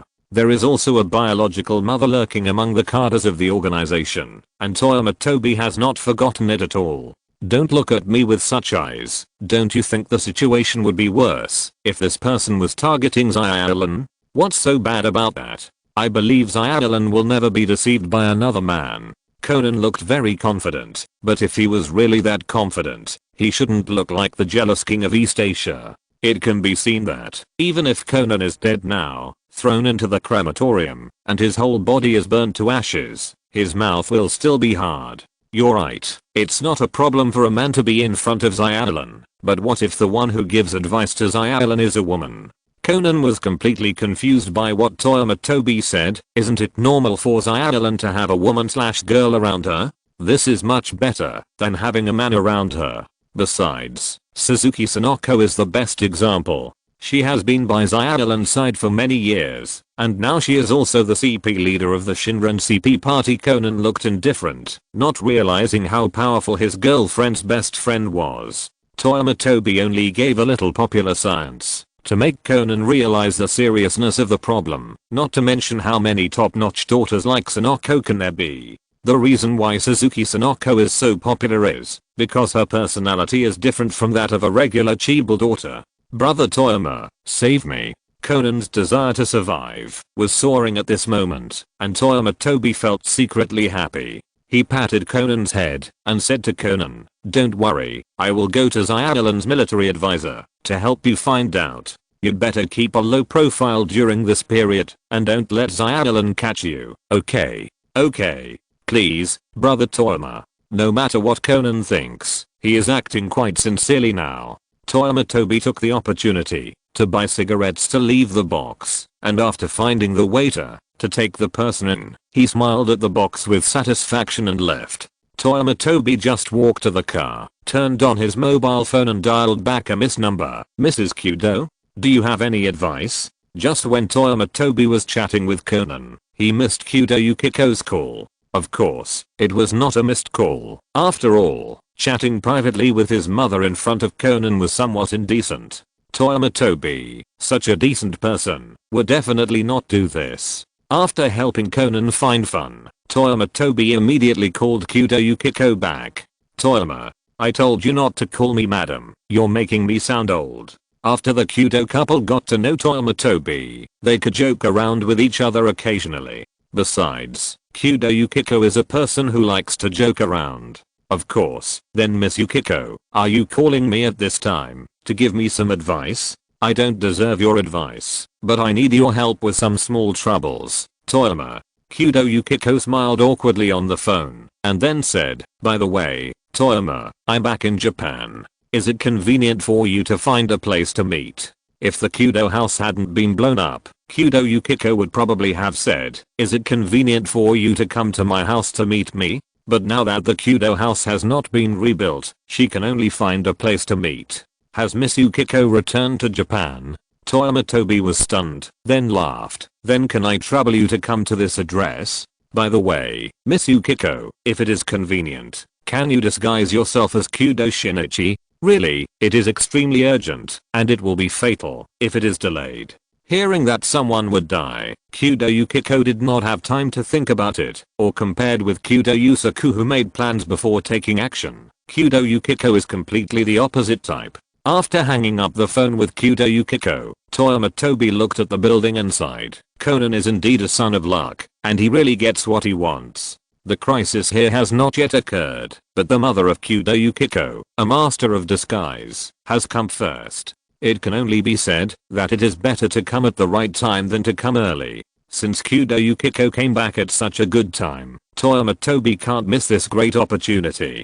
Toyama Tobi immediately called Xiaolan. Mori Detective Agency. What? Toyama-san, you said you met Shinichi in Tokyo. Ranmori's voice subconsciously rose an octave. Senior Mami had just deduced that Shinichi might not have gone abroad at all, and Toyama-san ran into Shinichi. Although Xiaolan was surprised, she didn't lose her composure too much. After all, it was well known that Kudo Shinichi had an ordinary face. At this moment, even Xiaolan was not sure whether the person who looked like Shinichi that Toyama Tobi saw was the real Shinichi. So Xiaolan decided to see for himself. Okay, I'll wait for you here. Move faster. I think Kudo-san's movements seem to be a little evasive. Okay, I'll be there right away. I'm here, Toyama. In the underground parking lot, Kudo Yukiko disguised herself as Kudo Shinichi, stood next to Toyama Tobi and patted him. Toyama Tobi immediately told Kudo Yukiko about the crisis Conan had recently encountered. So, for the sake of Conan's personal safety, Miss Yukiko, since you are back, why don't you use Kudo's identity to meet Xiaolan? It will also prevent that girl from having wild thoughts, right? That makes sense. I will go meet Xiaolan now, and then find a chance to meet Xiaolan. Kudo Yukiko readily agreed to Toyama Tobi's idea, and then prepared to go upstairs to meet her own son. Not long after Kudo Yukiko went upstairs, Maolilan took a taxi, and rushed to the entrance of the building's parking lot. Chapter 266. Is this how you city people play? Here, Xiaolan. Toyama Tobi waved to Maori-ran who hurried over, and Xiaolan walked quickly towards Toyama Tobi. At the same time, Kudo Yukiko was lost in thought as she looked at the consumption bill of 5 million yen forwarded by Kudo Yusaku. The Kudo couple had become accustomed to their son who lived alone in Tokyo sending large consumption records every now and then. The last time they returned to Japan, Conan explained that the money was used to buy information from Toyama Tobi. The Kudo couple believed it for the time being. Even if they got to know Toyama Tobi, it would not be good to question him, when they just met, whether he had cheated their son. It is natural that buying information requires spending money, and it is a matter of both parties. The Kudo couple would not go looking for such a bank account. But now Kudo Yukiko looked at the consumption address on the forwarded bill, and she fell into deep thought. The more Kudo Yukiko looked at the address, the more familiar it looked, and then she called up the text message that Toyama Tobi had just sent her. The address on the text message and the address on the bill cannot be said to be the same place, but they are completely the same. The casual words of Toyama Tobi just now kept echoing in Kudo Yukiko's mind. This is actually a relatively private entertainment venue. Although it is an entertainment venue, it does not provide certain special services. The main purpose here is to provide guests with a sufficiently private space. The reason why Conan was brought here is that there are few people here, and safety and privacy can be guaranteed. Yukiko remembered that she smiled and asked Toyama Tobi what to do if some special services were needed. Toyama Tobi laughed and said that the waiter in charge of the box would have to help find a solution. Then Toyama Tobi said that when he left, he said he was going to buy cigarettes. If Yukiko entered the box at this time, it would just give Conan a surprise. If he disguised himself as Kudo Shinichi, it would be a double surprise for Conan. It just so happened that Yukiko also wanted to see her son's jaw-dropping look, and she immediately agreed in joy. But the more she looked at the bill forwarded by Kudo Yusaku, the more she felt something was wrong. Wasn't it that Shin-chan was really playing some overly dark tricks? With 3 parts of disbelief and 7 parts of annoyance, Yukiko Kudo strode towards the box under the guidance of the waiter. When she arrived at the door of the box, and did not hear any more obscene sounds in the box, Yukiko Kudo quietly breathed a sigh of relief. It seems that things have not yet developed to an irreversible point. Shin-chan did not make a principled mistake, which made Yukiko Kudo very relaxed. With this relaxation, the mischievous spirit attached to Yukiko immediately went online. Yukiko Kudo waved and repelled the waiter who was about to come forward to help knock on the door, rubbed her hands, and came to the door of the box. She held her breath and tested the feel of the box door, and then pushed it hard. "Conan, did you miss me? Your brother Shinichi is here." The moment Yukiko Kudo pushed the door open, she had a perfect look with many pairs of eyes in the room, big and small. For Kudo Shinichi's age, being older means that the girl must be at least 18 years old. Even if a specific temperament is required, the fruit plate lady must be at least 26 years old to have that kind of charm. But it is different for Conan. The waiter can see that Conan is just a first grade kid. So for a first grade kid, as long as the fruit plate lady can work in such a place, she is considered older than Conan. Even if Yuan-chan Tobi wants the waiter to find someone of the same age as Conan, he doesn't have the ability, right? Just when the waiter was happily contacting Conan with a fruit plate, a piece of news spread among a specific group. That is, in that very formal entertainment venue, there is a very handsome little boy waiting for them to tease him. Originally, the waiter only wanted to contact 2 fruit plates for Conan, but many high quality fruits packed themselves into fruit plates, just to meet the little boy who is rarely seen in this place. It's hard to say who is taking advantage, and who is losing in this matter. Anyway, when a group of beautiful girls, each with their own characteristics, were brought into the box, Conan was startled.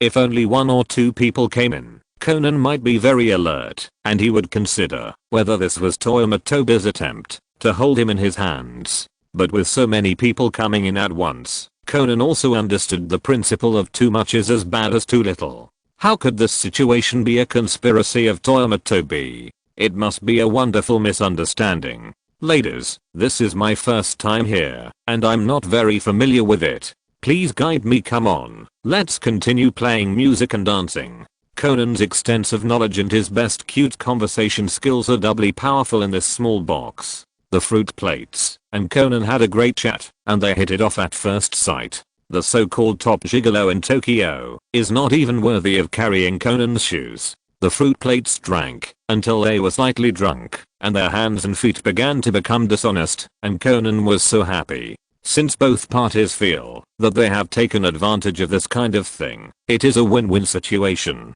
In this way, the fact that the door of the box was not locked was forgotten by everyone, and the box itself emphasized privacy and paid special attention to sound insulation, which also made Kudo Yukiko make a wrong judgment. So after Kudo Yukiko pushed the door and entered, the scene became extremely awkward for a while. Well, it seems not that awkward. After all, Kudo Yukiko appeared in the form of Kudo Shinichi, that is, in the perspective of a group of female gangsters. A very handsome boy appeared in the box again. Is he 18 years old? It seems not. Are they going to enjoy the excitement of a big and a small today? Before Kudo Yukiko could react, she was pulled in by countless hands and fell headfirst into the pile of rouge. The sudden appearance of Kudo Shinichi made Conan shudder all over. This tone and this bad taste made it obvious that this Kudo Shinichi was his mother in disguise. Conan didn't need to think about why his mother appeared here, and he knew it must be related to Toyama Tobi. Then he is now like yellow mud falling from his crotch. It's not shit, but it's shit! Exclamation mark. Conan thought he could probably struggle a little bit more. He thought he could explain. Hello, have you seen this person? Because she didn't know where Kudo Shinichi was in the building, Zyallen had to take Kudo Shinichi's photo to ask the staff of the building. The staff looked at the photo Zyallen handed over, and then looked at Toyama Tobi who was following Zyallen, and 3 huge question marks appeared on his head. No, is this how you city people play? Chapter 267 The Unfair Old Lady. It's no wonder that the bold middle-aged staff member was puzzled, because he had just seen Toyama Tobi come down to pick up the person in the photo. He turned around and brought a girl to find the man he had just sent upstairs. In just a few seconds, the bold staff member thought of at least dozens of episodes of urban TV series. 2 men fighting for 1 woman, frame-ups, and fighting for property. Anyway, all the key elements of various soap operas are in place. But no matter what the bald staff member thinks, he still has to ask Toyama Tobi about the specific whereabouts of Kudo Shinichi. Only if Toyama Tobi agrees to tell him can he tell, otherwise, he can only say he doesn't know. So he gave Toyama Tobi a very hidden questioning look. Toyama Tobi nodded slightly to indicate that it was okay to tell, so the staff immediately reported the room number where Conan was. Xiaolin, who got the room number of Kudo Shinichi, took the lead and took the elevator. After pressing the corresponding floor, she began to look forward to it anxiously. Mayoli Ran, who walked in front of Toyama Tobi all the way, had no obstacles, mainly because of Toyama Tobi who was following her. It's not that Toyama Tobi walked behind Xiaolin without doing anything. He sent a text message to Kudo Yukiko and told her that Xiaolin didn't know why she was here. He even asked the staff for the specific room number. As for whether Kudo Yukiko could still notice the text message at this moment, it was none of Toyama Tobi's business. He did everything he should do, and the main point was that he had a clear conscience. Kudo Yukiko in the box did see the text message sent by Toyama Tobi. As soon as she saw the text message, she subconsciously decided to let Conan run first and stay behind. Although Conan now looks like an elementary school student, Kudo Yukiko still thinks of him as a 17 or 18-year-old boy from the bottom of her heart. Now that Xiaolin came here aggressively, she must be looking for Xiaoxin, her childhood sweetheart. Conan also thought there was nothing wrong with it, and immediately decided to let his mother take care of it first. Even though Kudo Yukiko had disguised herself as Kudo Shinichi, Conan looks at his mother like looking in the mirror, but once an emergency occurs, Conan will still make a judgment, based on his subconscious. In his subconscious, no matter how much the person in front of him looks like himself, it is his mother in disguise. At the same time, Conan doesn't think there is any problem with his mother thinking that Xiaolin is looking for him. That's right, Xiaolin is looking for me, proud point JPG. In the end, it was the young lady in the box who woke up the two dreamers with a word. They thought that this guy named Fujimi Nusaku was really manly, and he was about to be caught in the act, and still let his little friend go first. Yes, I'm Kudo Shinichi now. Kudo Yukiko suddenly realized, and then she was furious. She immediately imitated Maurika Goro, and gave Conan a love education. This stinky boy is really an unfilial son. As a mother, she ran back from afar to see him, but she threw a mess when she came up. It goes without saying that, if Yukiko Kudo appeared in front of Ran Mori in this place with the identity of Kudo Shinichi, she would be beaten to death, if she was not taught well enough by Ran. In a hurry, Yukiko Kudo let Conan slip away first, and then did something that shocked the girls in the room. Yukiko Kudo stretched her hand to her neck, grabbed the skin, and tore it hard. The original face of Kudo Shinichi was torn off and replaced by Yukiko Kudo's highly recognizable appearance. Hey, you are not that one, although some people in the box felt that Yukiko Kudo looked familiar because Yukiko Kudo had not been active in the entertainment industry for several years. No one recognized her at the first time. If it were in normal times, Yukiko Kudo would have sighed a few words, but now she obviously didn't have so much time to sigh. Yukiko made a hush gesture, then winked playfully. At a sincere request, the girls in the box all agreed to help her perform a play. Speaking of which, this unique experience is not something that ordinary girls can have. For the next performance, these crazy female hooligans are even more eager to try. Some girls even looked at Kudo Yukiko with slightly aggressive eyes. It was obviously these people who had just touched Kudo Shinichi. So Toyama Tobi, who was following Xiaolin, saw this scene. Xiaolin came to the door of the box according to the instructions of the staff, and then, with the same impatience as Kudo Yukiko, pushed the door of the box open. The room was full of beautiful girls guarding Kudo Yukiko, who was in the center of the box. When she saw Xiaolin pushing the door in, Yukiko stood up in surprise. Xiaolin, how did you find yourself here? Ah, Shinichi's mother? Toyama Tobi looked around the box calmly, but did not find Conan.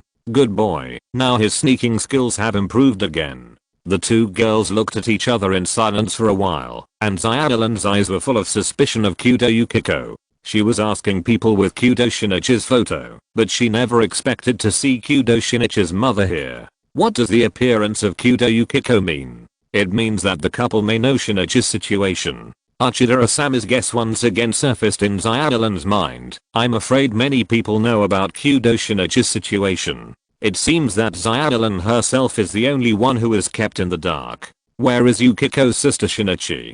Xyalan asked with some expectation. Where is that brat? I've always been alone. Kudo Yukiko smiled awkwardly, portraying the image of an old lady who was out of tune to the fullest. Xyalan didn't intend to cooperate with Kudo Yukiko's pretending to be stupid, but I clearly found you using Shinichi's photo. Well, Xyalan, you know that I'm still very good at disguise.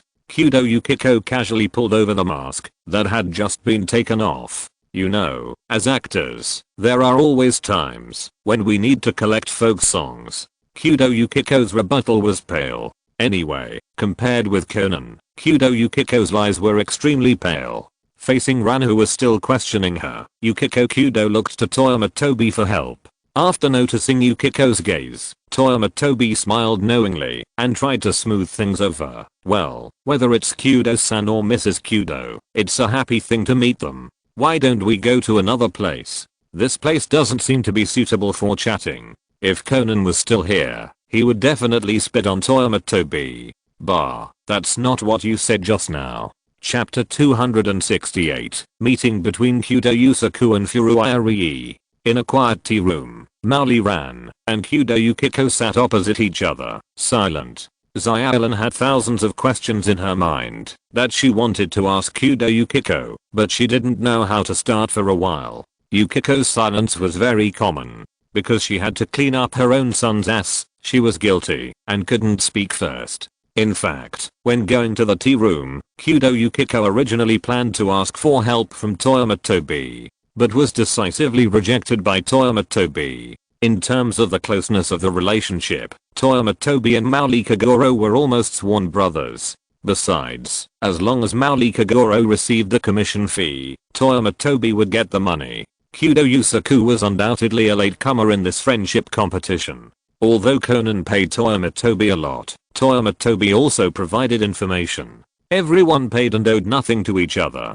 Kudo Yusaku's promise to help Toyama Tobi contact the Japanese public security has not yet been fulfilled. This is like an ordinary person going to borrow money. You haven't paid back the last loan yet, and now you come to borrow again. How can you borrow it? Moreover, judging from Conan's usual confidentiality of his identity, he doesn't seem to mind others discovering his identity. The most powerful evidence is that, although not many people know Conan's current identity, it is not a small number. In addition to Dr. Agasa and the Kudo couple, Toyama Tobi knows, and Osaka High School student Hattori Hiji also knows. Since so many people know it, what is there to be afraid of Xyalan? As for Conan's worry, that once Xyalan knows his identity, if he is discovered by the black organization in the future, Xyalan's family will be implicated. Regarding this point, Toyama Tobi can give a formal and professional answer. Whether Xyalan knows his identity or not, once Conan's true identity is discovered, Xyalan's family will not be well. So not helping each other is Toyama Tobi's greatest sincerity to the Kudo couple, and he has no special relationship with the Kudo family. If you want Toyama Tobi to help, you can show some sincerity. When Toyama Tobi sternly rejected Kudo Yukiko, he also implicitly urged Kudo Yusaku. Toyama Tobi was the first to break the silence in the room. I think it's hard for you to talk if I'm here, so I'll wait for you outside. Just call me if you need anything. After locking Xyalan and Kudo Yukiko in the same octagonal cage, Toyama Tobi waved his sleeves and left, leaving only the sound of boiling water in the kettle and a pair of mother-in-law and daughter-in-law staring at each other. Not long after Toyama Tobi left, he received an email from Conan on his mobile phone. It was obvious that Conan, who was the first to evacuate under the cover of Yukiko, was a little restless. Conan's anxiety was not beyond Toyama Tobi's expectations, and he had no intention of comforting Conan. Everyone should be responsible for their own actions. Since Conan moved into his childhood sweetheart's home as an elementary school student, it is reasonable for him to be anxious now. But the next email from Uchida Asami surprised Toyama Tobi. After receiving her call, Xyalan actually took the time to contact Toyama Tobi, a senior with rich dating experience.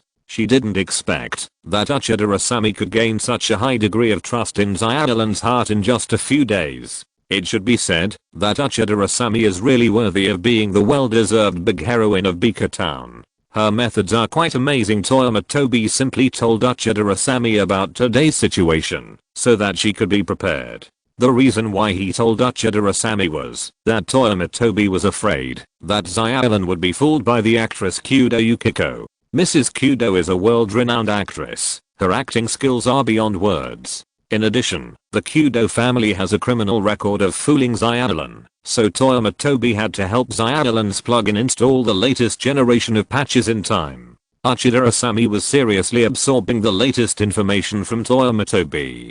After Toyama Tobi finished explaining the situation, Xyadalan and Yukiko from the tea room just came out together. The two beautiful girls, one big and one small, had smiles from the bottom of their hearts on their faces. Yukiko even winked at Toyama Tobi proudly when they passed by him. It seemed that she meant, "I can do it alone without your help." Toyama then Yukiko enthusiastically invited Toyama Tobi and Xyadalan to have lunch together, but Toyama politely declined.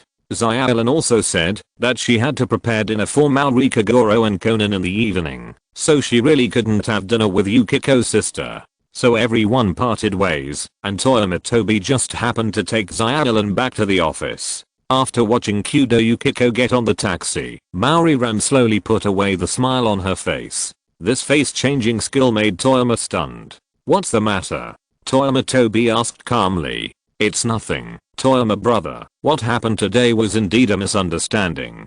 Xyadalan forced a smile and then sank into the passenger seat. While shifting gears, Toyama Tobi took a look at Xyadalan, who was typing, and found that the recipient of the text message was clearly written, "Senior Mami." Then he contacted Kudo Yukiko's smug expression when she left. "Mrs. Kudo, you may have miscalculated this time." While Toyama Tobi was busy eating melons on the spot, Kudo Yusaku, who was supposed to be in the United States, also followed his wife's footsteps back to Japan. Kudo Yusaku, who had just made his wife angry, would definitely not run straight into the muzzle of the gun. Admitting mistakes requires a method.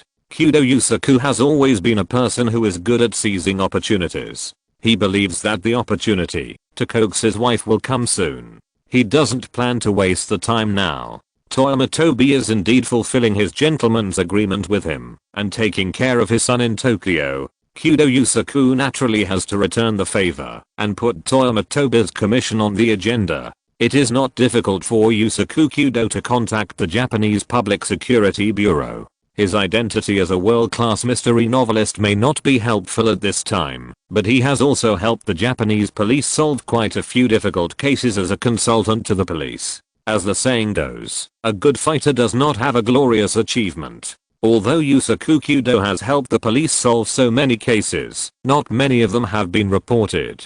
Now Yusaku Kudo wants to contact the Japanese Public Security Bureau, and the Japanese Public Security Bureau, which is also in the police system, is willing to give this police consultant some face. This contact really gave the Japanese Public Security Bureau a big surprise. A formal member of the Tokyo Underground Transnational Criminal Group was ready to communicate with the Japanese Public Security Bureau through Yusaku Kudo's way. Through Yusaku Kudo's description, the Japanese Public Security Bureau learned at the first time that this cross-sitting criminal group refers to the Black Organization. So the meeting with Yusaku Kudo was transferred to the Zero Group responsible for handling the Black Organization. As the head of the Zero Group, Rii Furuya was informed of the good news by his superiors. So, with the efforts of Toru Amuro himself, he will have a private meeting with Yusaku Kudo in the capacity of Rii Furuya, the head of the Zero Group of the Security Planning Division of the National Police Agency.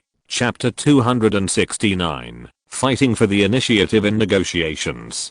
The time and place of the meeting were decided by Toru Amuro, for the sake of necessary caution. Until the two sides met, Kudo Yusaku didn't even know where they would meet, and didn't even know what the head of the Zero Group looked like. Soon two public security officers came to Kudo Yusaku's place, and after taking him into the car, the Japanese public security officer in the co-pilot half turned around and raised a hood apologetically. Kudo Yusaku smiled and nodded to show his understanding, and then put on the opaque hood neatly. The car drove for a long time, and Kyudo Yusaku, who had lost his vision, clearly felt that the car was circling for a large part of the journey. Finally, the car came to an inconspicuous safe house of the public security, and Kyudo Yusaku, wearing a hood, was also helped into the room by 2 public security officers. As Kyudo Yusaku's hood was taken off, he also saw the situation in the whole room. There were no windows on the walls of the room, and the whole room was opaque and illuminated by the electric lights above his head.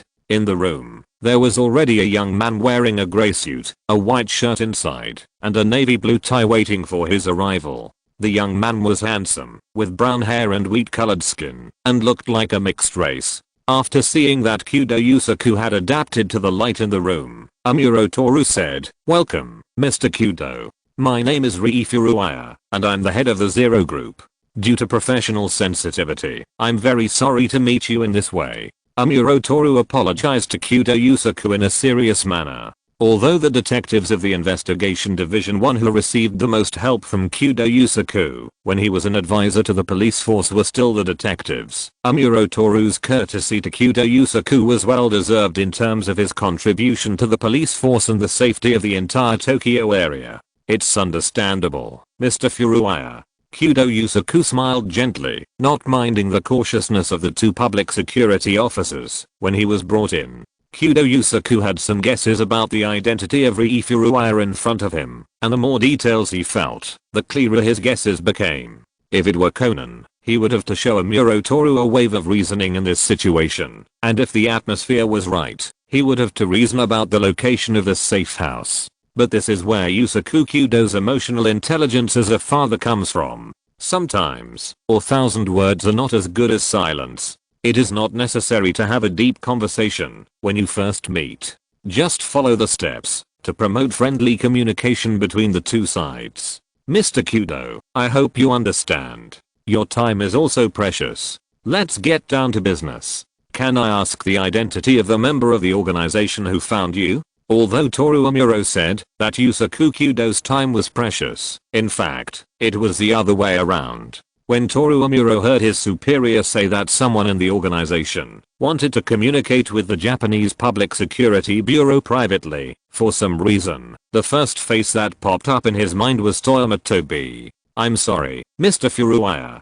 Yusaku Kyudo gently and firmly rejected Toru Amuro's idea of finding out information. When entrusted by someone, you must be loyal to the person. Yusaku Kyudo promised Toyama Tobi to help the Japanese Public Security Bureau to make connections, so he must do his best. If the identity of Toyama Tobi is exposed before the contact between the 2 sides begins, it is not to help, but to make an enemy. At that time, Kyudo Yusaku will be the first one, and Toyama Tobi will be the 15th. In the end, Conan, the son, will suffer. Now Conan is a hostage that Kyudo Yusaku placed with Toyama Tobi. Kyudo Yusaku helps Toyama Tobi with things, and Toyama Tobi guarantees Conan's personal safety from being violated by the organization. As we all know, if the 2 countries with hostages go to war, the first to suffer will probably be the hostage stranded in the enemy country. Kyudo Yusaku obviously won't make such an unwise move.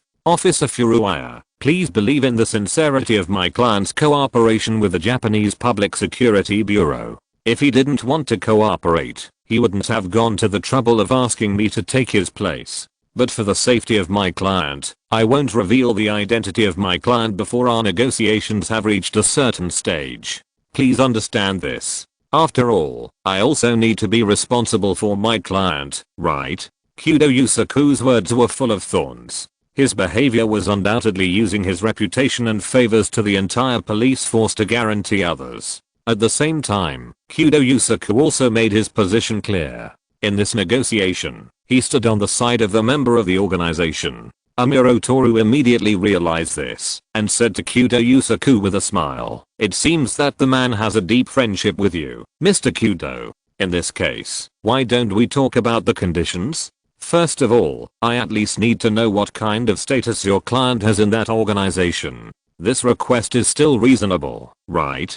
Amuro Toru did not give up the idea of finding out the identity of the other party, but just changed from the original direct questioning to indirect questioning. This question was reasonable for Amuro Toru to ask. Since it is a cooperation, you should always show your ability to the partner, right? As long as you know the identity of the other party, you can still make some inferences. If the other party is just an ordinary peripheral member, the so-called cooperation is a joke. There are so many peripheral members of the black organization. To be honest, such peripheral members are really not worth the Japanese public security's cooperation. Even if you can't see Amuro Toru, even if you give Kudo Yusaku a face, you can send him to the public security for protection. If he is a formal member, it depends on the situation. See which cadre this formal member belongs to. How much does he know about the organization's secret intelligence? Even if the formal members can't know a lot of organizational intelligence, the public security side still has the upper hand in the cooperation. It's still the same truth. Things are precious because they are rare. Although the formal members of the organization are not as many as the peripheral members, they are not young in the final analysis. If you find a base of an organization at random, the backbone of the organization must be formal members. This also means that the intelligence these formal members know has certain limitations. Knowing a lot of intelligence does not necessarily mean that the public security needs it, and even if it needs it, it may not be so urgent. But if Kudo Yusaku's client is a cadre of the organization, then the scope will be narrowed down a lot. There are only a few cadres in Tokyo, and even in Japan. Excluding a few D-heads of the organization may be able to circle out the scope.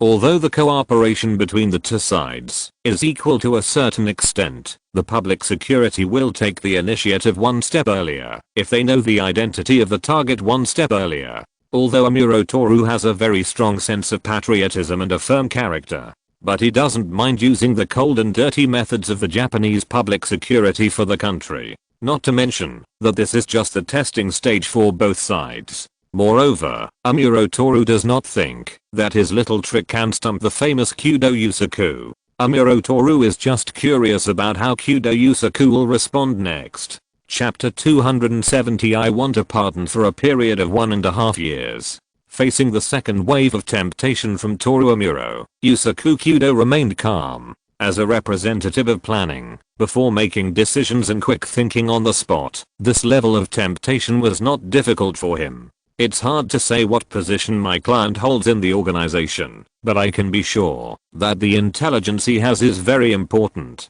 In order to prove his sincerity, he once told me some intelligence about the organization. I took this information and asked my friends in the FBI. I found that the intelligence he had was not even known to the FBI. Toyama Tobi did not tell Yusaku Kudo about his successful promotion in the organization, so Yusaku Kudo only thought that Toyama Tobi was the kind of person in the organization who was more informed. So when he negotiated with Toru Amuro, he deliberately ignored Toyama Tobi's position in the organization and simply used the importance of intelligence as a bargaining chip. In a word, do you Japanese public security want the intelligence that the FBI doesn't have? If you want it, you have to show your sincerity. Of course, Toru Amuro wants the intelligence that the FBI doesn't have, but in terms of undercover, it's hard to say who is more successful between Toru Amuro and Shuchiake. Shuchiake's main target is Gin, and Toru Amuro's main target is Rum.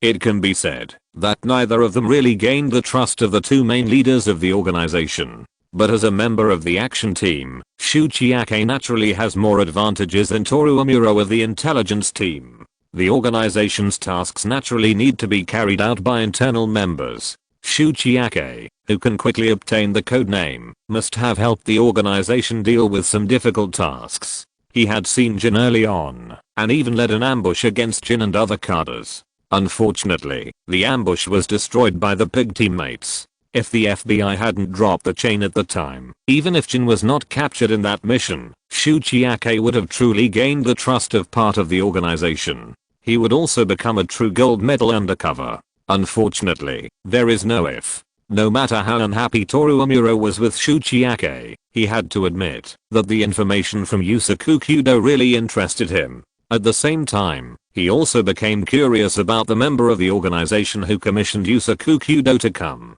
Toru Amuro had the idea of meeting that member of the organization. Let's be frank. Mr. Kudo, I'm really interested in the information you provided. So, please tell me the conditions. My client needs a pardon. Impossible. That's a pity. Kudo Yusaku shook his head regretfully, stood up without hesitation, and prepared to leave. Seeing that Kudo Yusaku was determined to leave, Amuro Toru also stood up to stop him. Just like a merchant and a customer in a shopping mall, one wants to buy, and the other wants to sell, but the procedures must be followed. Mr. Kudo, please stay. Amuro Toru raised his hand to stop him, and Kudo Yusaku also turned around and sat back in his original seat. Everyone continued to talk about the conditions tacitly. Mr. Kudo, you also know that, although Japan has an amnesty system, it is mostly for criminals who have committed minor crimes. It is difficult for me to convince my superiors to apply for this pardon for members who can obtain so much important information in the organization.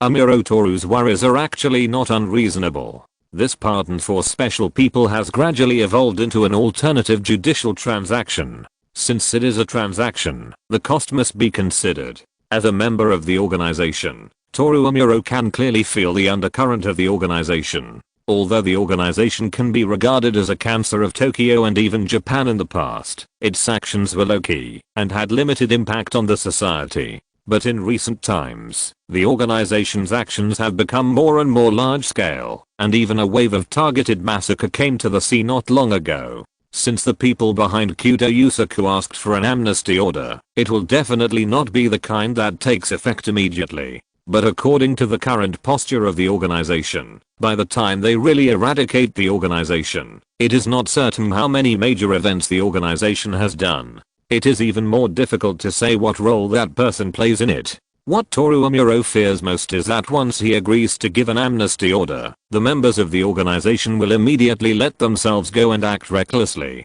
If something really happens that cannot be resolved, it will be Toru Amuro himself who will be blamed. Although Toru Amuro sees this country as his lover, who is willing to take the blame for nothing, Officer Furuya, please understand that this amnesty order is to protect my client and also to safeguard our transaction. Without this amnesty order, how can my client be sure that you public security authorities will not abandon us? Kudo Yusaku's analogy is crude, but it is true. When dealing with Japanese public security officials like Amuro Toru, it is probably not enough to keep a hand in everything. It cannot be said to be seeking the skin of a tiger, but it is also dancing on the edge of a knife. Amuro Toru is obviously aware of the reputation of their intelligence agency. Just when the situation was about to reach a stalemate, Kudo Yusaku gave both sides a way out. Of course, my client and I can understand the difficulties of the public security. It is obviously unrealistic to ask for an amnesty order with no time limit, but my client is willing to limit the time limit of the amnesty order. Amuro Toru raised his eyebrows. Please go ahead. My client is willing to set the time limit of the amnesty order within 2 years, which means that, as long as there is an amnesty order dated 2 years later, my client is willing to contact you and reach a cooperation. This is our greatest sincerity. Amuro Toru really felt the sincerity of Kudo Yusaku and his followers. 2 years. Even Amuro Toru himself could not guarantee that they would be able to eradicate the organization within 2 years. Although he was very tempted by Kudo Yusaku's conditions, based on the principle of bargaining, Amuro Toru still made a price. 2 years is still a little unsafe. Let's take a step back for 1.5 years. 1.5 years is a suitable deadline. Deal. Just when Kudo Yusaku said the word deal straightforwardly, the corners of Amuro Toru's mouth twitched fiercely. Damn, the price is still too high. The reason why Kudo Yusaku was able to agree to Amuro Toru's counteroffer so decisively was mainly due to the instruction of Toyama Tobi.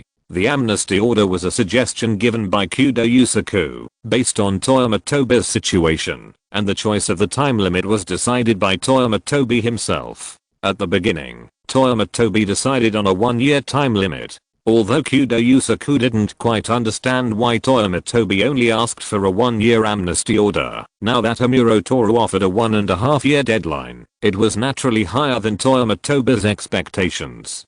To put it bluntly, he and Toyama Tobi are just partners, and the cooperation is not that close. After reminding Toyama Tobi to no avail, Kudo Yusaku will not make further advances again. It would be good if he could exceed Toyama Tobi's commission so that he could have a satisfactory explanation to Toyama Tobi. If you're listening to this novel on a channel other than Fanfic World, it means they downloaded and uploaded it without effort. We cordially invite you to visit our channel, Mundo Fanfic Novelos. There you'll find the original version of this story and you can explore many other novels of various genres. We're waiting for you to immerse yourself in a world of incredible novels. Chapter 271. Sorry, I'm a policeman. Tokyo Aotoma District, Hasegawa Building, rooftop. This is the meeting place agreed upon by Toyama Tori and Amuro Toru.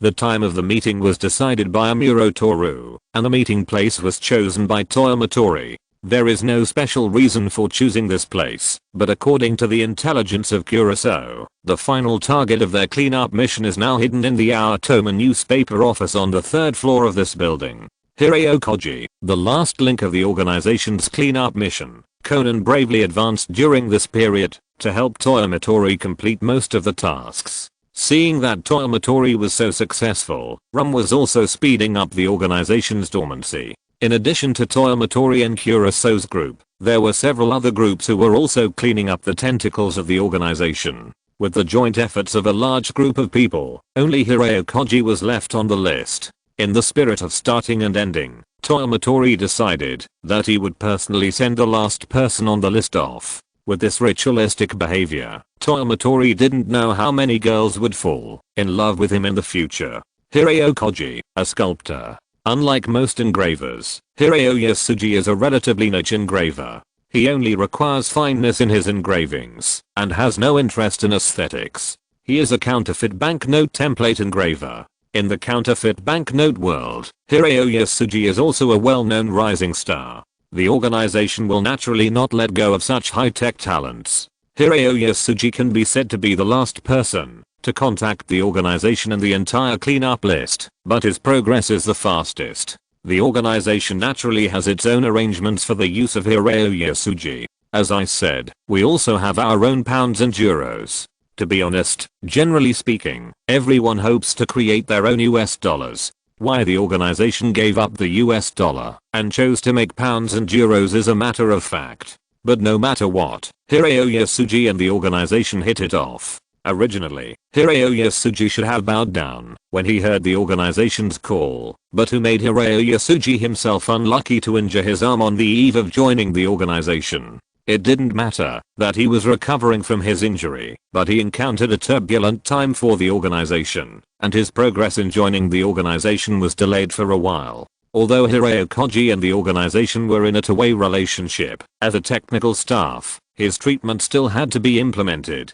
The only one who could make the final decision on these treatments was Rum, who was in charge of the technical department, but Rum was busy cleaning up Toyama Tobi's ass. A person who made counterfeit money was actually not that important. Originally, Hirao Koji was not on the cleanup list, but this guy was unwilling to be lonely before joining the organization and joined another counterfeit money gang. After investigation, Rum naturally could not let such a time bomb join the organization at this time. So this brother was so gorgeously listed on the organization's cleanup list. Kuroso did not participate in this mission, which was Toyama Tobi's request. I have to meet Bourbon today, so it's better to keep some mystery for Officer Furuya. Besides, the identity and appearance of the organization members are the bargaining chips for Toyama Tobi to trade with various parties in the future. How can I let others take advantage of me so easily? Although Toyama Tobi has always lived in the form of cattle and horses, he has learned the skills of profiteers without a teacher.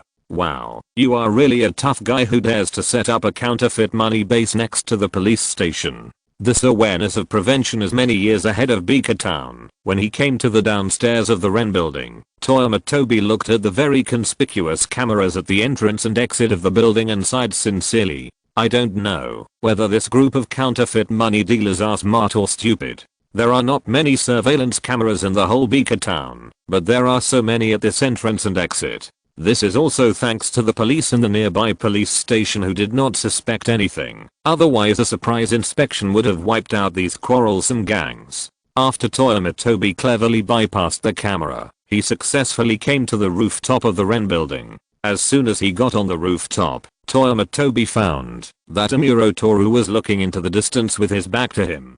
Get out of the way. Officer Furuya is going to show off. I really don't know what you undercovers are thinking. Why do you always choose to meet on the rooftop? Toyama Tobi said to Amuro Toru in a teasing tone, and then slowly approached Amuro Toru. Amuro Toru, who was originally planning to give Toyama Tobi a head start, instantly found that familiar feeling. The speechless feeling he had when facing Toyama Tobi once again made Amuro Toru speechless. No, didn't you choose this meeting place, brother? Wait. Amuro Toru suddenly found that when he heard this sentence, he not only felt familiar, but also felt that the voice of the speaker was particularly familiar. And the undercover made Amuro Toru shudder. Toyama Tobi, it's you. The person who was once the first person to be rejected by Amuro Toru in his heart appeared behind him so ridiculously. He was so stupid that he exposed his back to this lunatic. Furuya, why are you pretending to be so awesome? Amuro Toru wanted to give himself a big dick, but the most important thing now was to solve the current dilemma. This big dick will be remembered for the time being, and will be used to supply Kazumi later. Toru Amuro immediately pulled out the pistol from the quick draw holster, turned around and pointed it at Toyama Tobi behind him. Just as he turned around, he found that Toyama Tobi had already pointed a gun at him. Sure enough, he has a gun. Toyama Tobi once again paid tribute to the great director of his previous life, and the muzzle of the gun in his hand made Toru Amuro sweat. Damn, I fell into a trap. With a quick thought, Toru Amuro decided to save himself. He slowly put the pistol on the ground, then slowly raised his hands, showing a kind smile to Toyama Tobi, but in his heart he wanted Toyama Tobi to die immediately. What are you talking about, Spiritus? I just came up to blow the wind. By the way, I don't think I have congratulated you on your successful promotion to the cadre of the organization. It shouldn't be too late to make up for it now, right? Toyama Tobi nodded seriously. Of course it's not too late, but under normal circumstances, I treat such empty congratulations as farts. Bourbon, we have such a good relationship, you won't have prepared a gift for me for my promotion, right? I think it's not too late to prepare it now. What do you think? Amuro Toru's smile became brighter. I don't think so. Bourbon, if you really just came up to blow the wind, then you may not have the chance to prepare a gift for me. I have an appointment with the public security personnel to meet here. If you are not one of them, I may have a gift for the public security as a gift. I think the public security who meet you should not need such a gift. Hearing Toyama Tobi's goodwill, Amuro Toru tentatively put down his hands, and sure enough, Toyama Tobi did not stop him. Amuro Toru breathed a sigh of relief, but resentment was growing in his heart. Chapter 270. To this person has a dog face. Where did Toru Amuro's resentment come from? It's very simple. Since Toyama Tobi is Kudo Yusaku's client, he must have learned his specific appearance from Kudo Yusaku. Toru Amuro is not exaggerating, but his appearance is relatively unique among Japanese people. Toyama Tobi couldn't have thought of it. Since he thought of it, he specially did this today. This bastard is obviously trying to scare him on purpose. This is really Toyama Tobi's style. After successfully scaring Toru Amuro, Toyama Tobi also happily put away his gun, and then opened his arms to Toru Amuro. We have successfully met. Do you want a hug? Toru Amuro took a step back with disgust when he saw this. Sorry, I don't want to at all. He still wanted to save his hug for his childhood first love, Miya no Shiho's mother. Well, it seems that we still need some time to get used to each other. Toyama Tobi shrugged and put down his arms, not feeling embarrassed. Amuro Toru was now completely calm.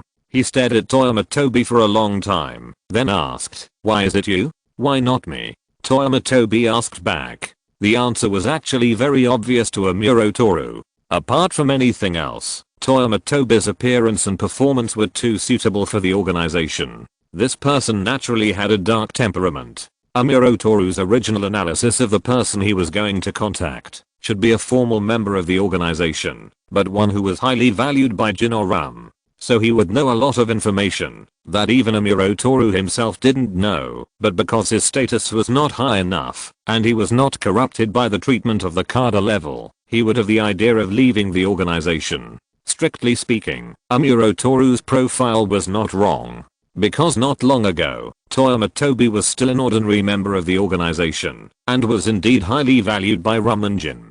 Toyama Tobi's sudden promotion was unexpected by Amuro Toru. Thinking about how long he had been a slave to the organization, in order to become a formal member, it can be said that after graduating from the police academy and joining the public security, he started to do the main mission directly. But if Toru Amuro's analysis is right, it doesn't seem to be the case. If there is anyone in the organization who will not betray the organization, except for Gin, Toru Amuro thinks that it is Toyama Tobi's turn next. Although Rum is the second in command of the organization, he does not give Toru Amuro the feeling that he is as loyal as Gin. Maybe Rum is loyal now, but if there are two paths in front of Rum, one is to betray the organization so that he can live, and the other is not to betray and die. Toru Amuro thinks that Rum will definitely choose the one that allows him to live. But Gin would rather die than betray the organization. As for Toyama Tobi, Toru Amuro thinks that he gives him the feeling that this guy enjoys his days in the organization very much, whether it is doing missions or anything else. In short, he does not seem like a normal person. Toru Amuro once analyzed Toyama Tobi in depth, and finally concluded that, because Toyama Tobi is an illegal resident, he lacks universal values and moral sense. His morality is completely determined by his own preferences, and it can basically be said that it is dispensable. Such people are the most dangerous, because Toru Amuro has no idea what Toyama Tobi will think in the next second. Just like now, he never dreamed that the person who would contact him would be Toyama Tobi. Toru Amuro is not a detective, so he doesn't want to give Toyama Tobi a long-winded reasoning. At this time, it is meaningless to say more, so he just stares at Toyama Tobi.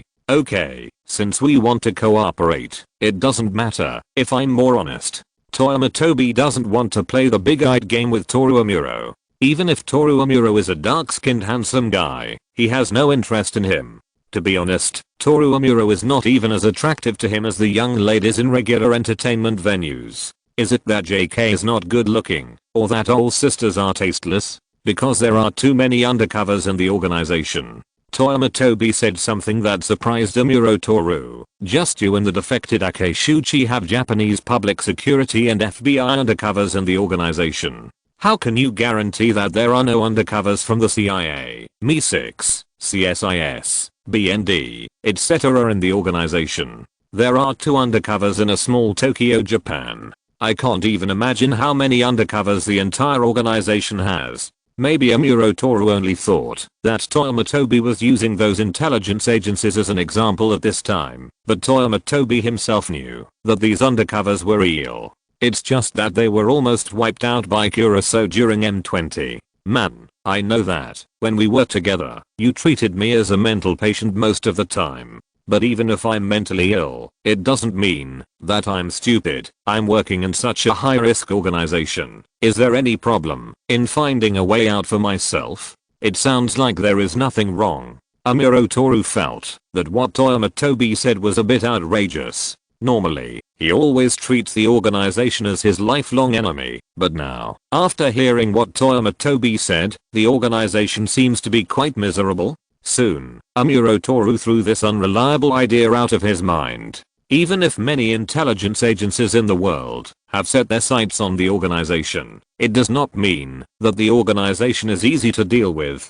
Before the organization is eradicated, the destructive power that the organization can cause is still amazing. Maybe Toyama Tobi, a psychopath, does not care about the damage caused by the organization, but he, a public security officer who regards the country as his lover, cannot be so indifferent. Enough of the gossip. Toyama Tobi directly stretched out his hand to Amuro Toru. What? Where is my amnesty order? How can such a thing be issued so quickly? Then the purpose of your coming here is to get something for free from me? Toyama Tobi sneered and immediately changed his face, taking out a pistol and opening the safety. They were ready to fight as soon as they disagreed. I didn't mean that. Although it's impossible to go that fast with the usual procedures, our public security has a special expedited process. Your pardon order is a special case. Originally, Toru Amuro was going to use this pardon order to control the members of the organization, at least to give him the upper hand in this cooperation.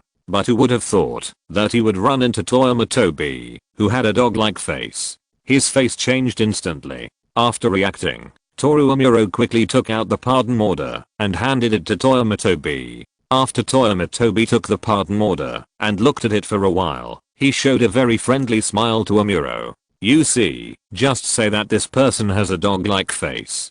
Hey, stop looking at it. I'm not the kind of person who would lie about this kind of thing. Toru Amuro suppressed the blue veins on his forehead and said to Toyama Tobi unhappily, since you have decided to cooperate, then tell me what you know. For example, what kind of person is Rum, and what is the purpose of the organization's existence? It's another morning flight, and I have to get up at 4 o'clock, so I simply don't sleep. I'll catch up on sleep in the car and on the plane. Anyway, flying is pretty tough. It will pass after a good night's sleep. Chapter 273 Who an AI? I poked the organization's lair again. Exclamation mark.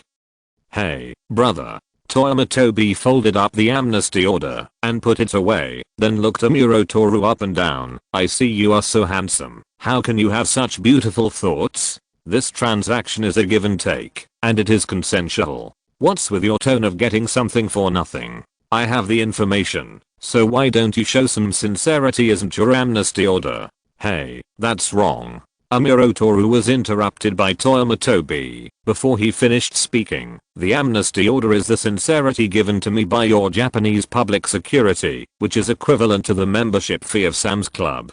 Do you know Sam's? It's the kind of shopping mall where you need to pay for a membership card to enter and shop. Your amnesty order is equivalent to a membership card. As for the other information, that is another price. Seeing Amuro Toru's shocked expression, Toyama Tobi felt that he should change his way of saying it to make him feel better. Well, since you can't accept this statement, let's change it. This amnesty order is just a compensation for my hush money, right? My old friend, you don't really think that I didn't find out about your undercover identity before? Seeing Yuan Shinfei's firm words, how could Amuro Toru not know that he was not only communicating with a mental patient, but also a robber in a bad mental state? Robber, bandit, bully. Amuro Toru almost cursed out all the dirty words in his life at this moment, but giving out an amnesty order is equivalent to a huge sunk cost. As the old saying goes, you can't go back empty-handed after coming here, right?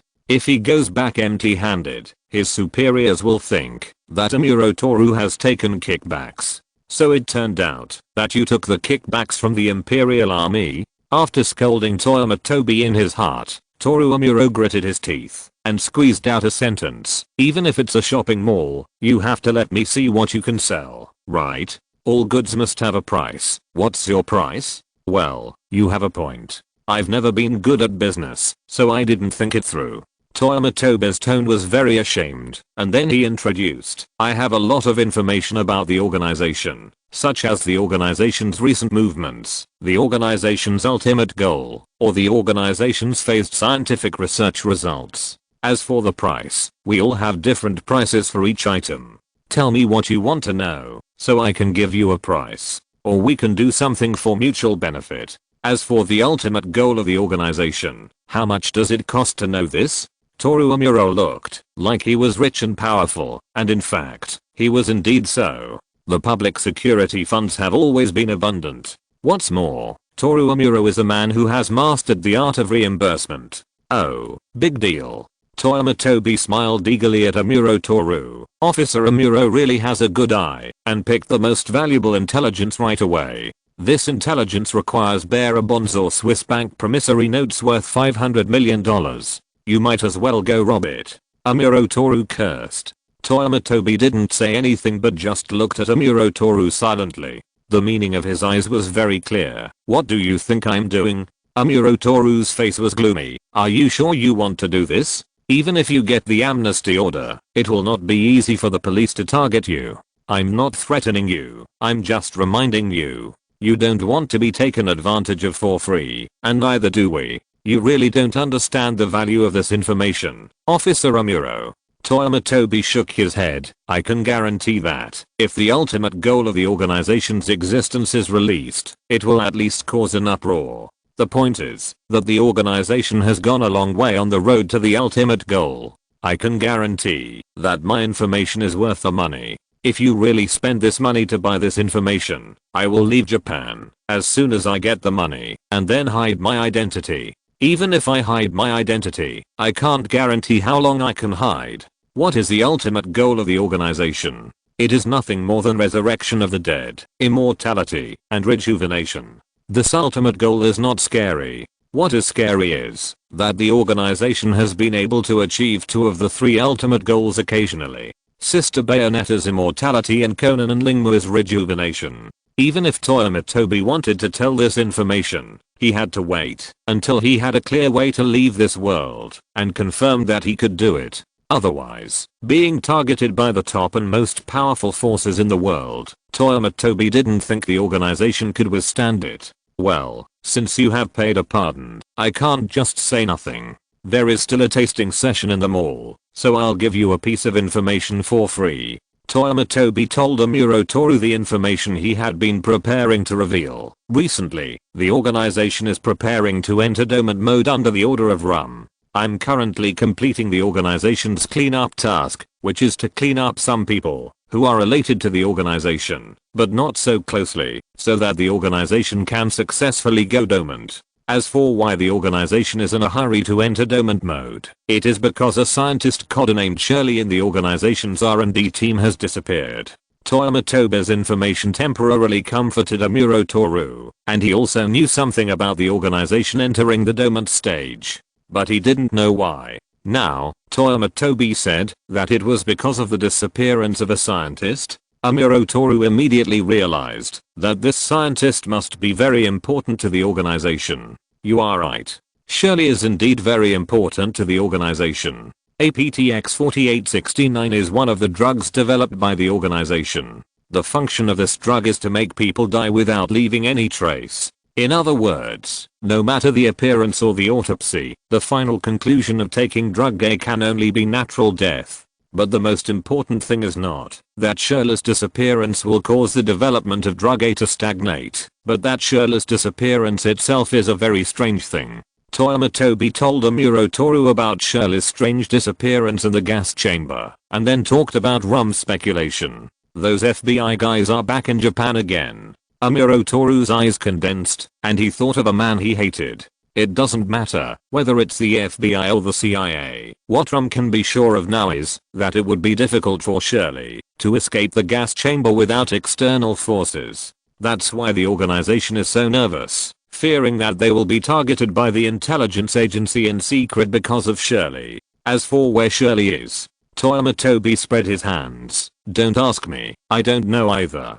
Just as Toyama Tobi and Amuro Toru were talking about Shirley on the rooftop, Habara AI, who had turned from Shirley into an elementary school student, also followed the Beige group to the Otakon newspaper office, the place where this dream began. Unlike the original work, Habara AI, who had just arrived at the Otakon newspaper office, had her organization radaring wildly, and she could clearly feel that there must be members of the organization in this building. More than one. More than official members. Did they run into the organization's base by accident? Exclamation mark.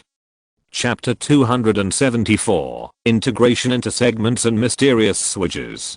Habara AI's wonderful day started when Dr. Agasa walked up to her mysteriously early in the morning. As we all know, Dr. Agasa, who has no children and has not married, really likes children from the bottom of his heart. The White Give group is such a group of annoying things, but the doctor can often take them out to play.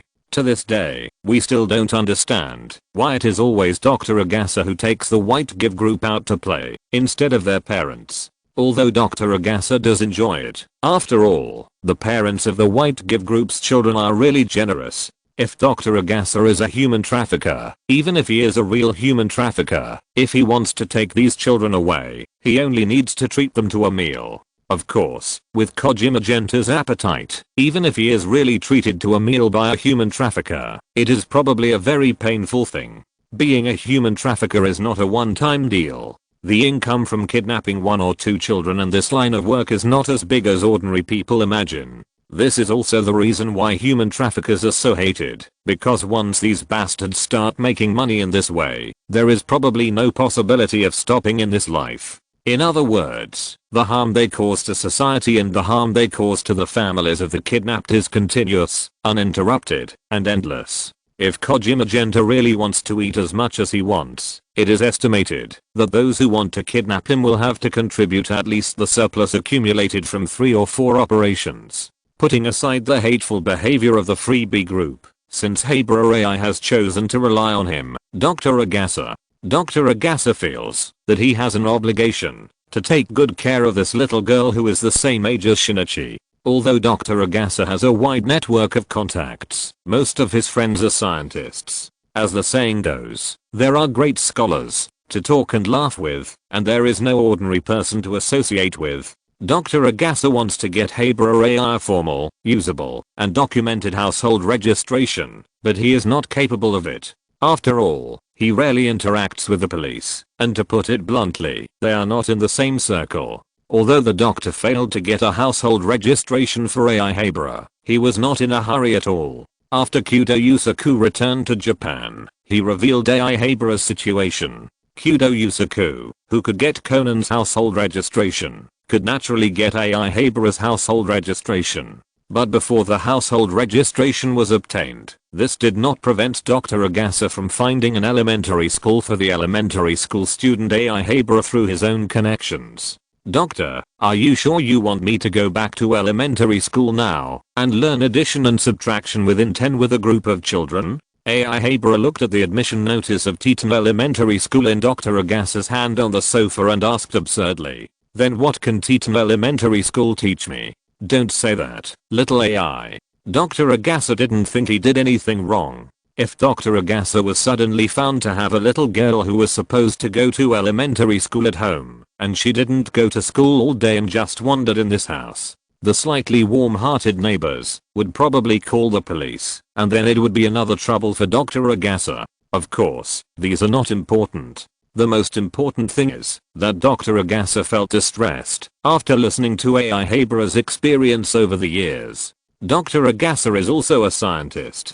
He knows very well what kind of efforts are needed to achieve the status and ability of Habra AI. So in order to make up for the childhood that Habra AI missed in those years, Dr. Agasa made a little move and directly helped Habra AI to complete the transfer procedures. At first, Dr. Agasa didn't think there was anything wrong, but when he heard Habra AI say that she, a scientist, had to go to school to learn addition and subtraction within 10, Dr. Agasa was also quite embarrassed. Habra AI said nothing wrong. Let a scientist who can conduct biochemical experiments independently and make quite shocking discoveries learn addition and subtraction with children all day. That is probably not an ordinary torture.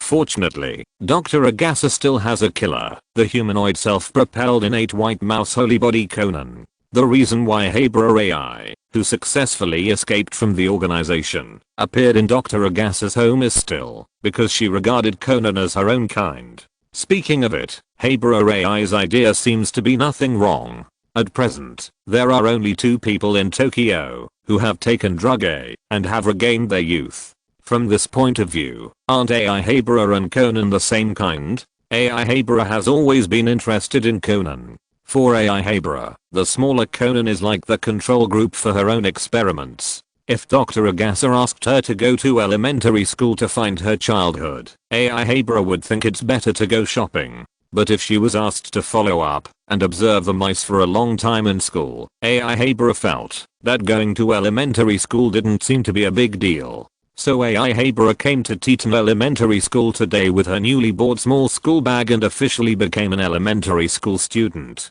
After a day of obscure or obvious observation, AI Habra didn't observe anything special about Conan. But she was not in a hurry at all. There are many experiments in this world that can't get results immediately. After leaving the organization, AI Habra has the most time. She still has many days with Conan in the future.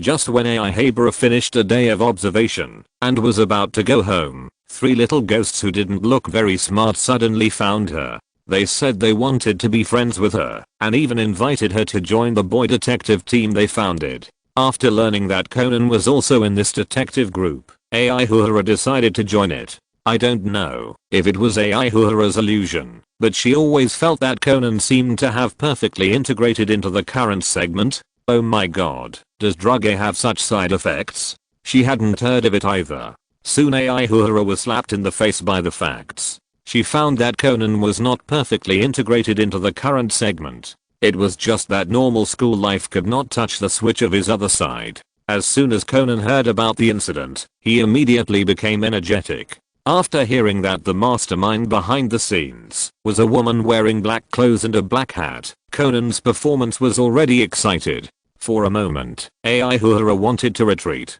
Observing Conan was just her interest, but she had no intention of accompanying Conan to die. Unlike the original work, Akemi Hayano was only declared missing in this world, but there was no clear evidence that Akemi Hayano was dead. The lack of a solid hammer means that her sister may not be dead. If she starts to die with Conan, Aihura doesn't even think that she can live longer than her sister. However, Heiberai's experience in the organization has brought her many advantages. For example, according to her understanding of the organization, even if the organization really intends to make counterfeit money, it will not choose to make Japanese yen. It will not choose to set up a base next to the police station. This kind of radical and risky decision is rarely seen in Heiberai's impression. So when Heiberai found out that Conan was going to deceive the children, she did not hesitate to remind the 3 new classmates who did not seem very smart. Chapter 275 Yuanshin finally became the person he once hated the most.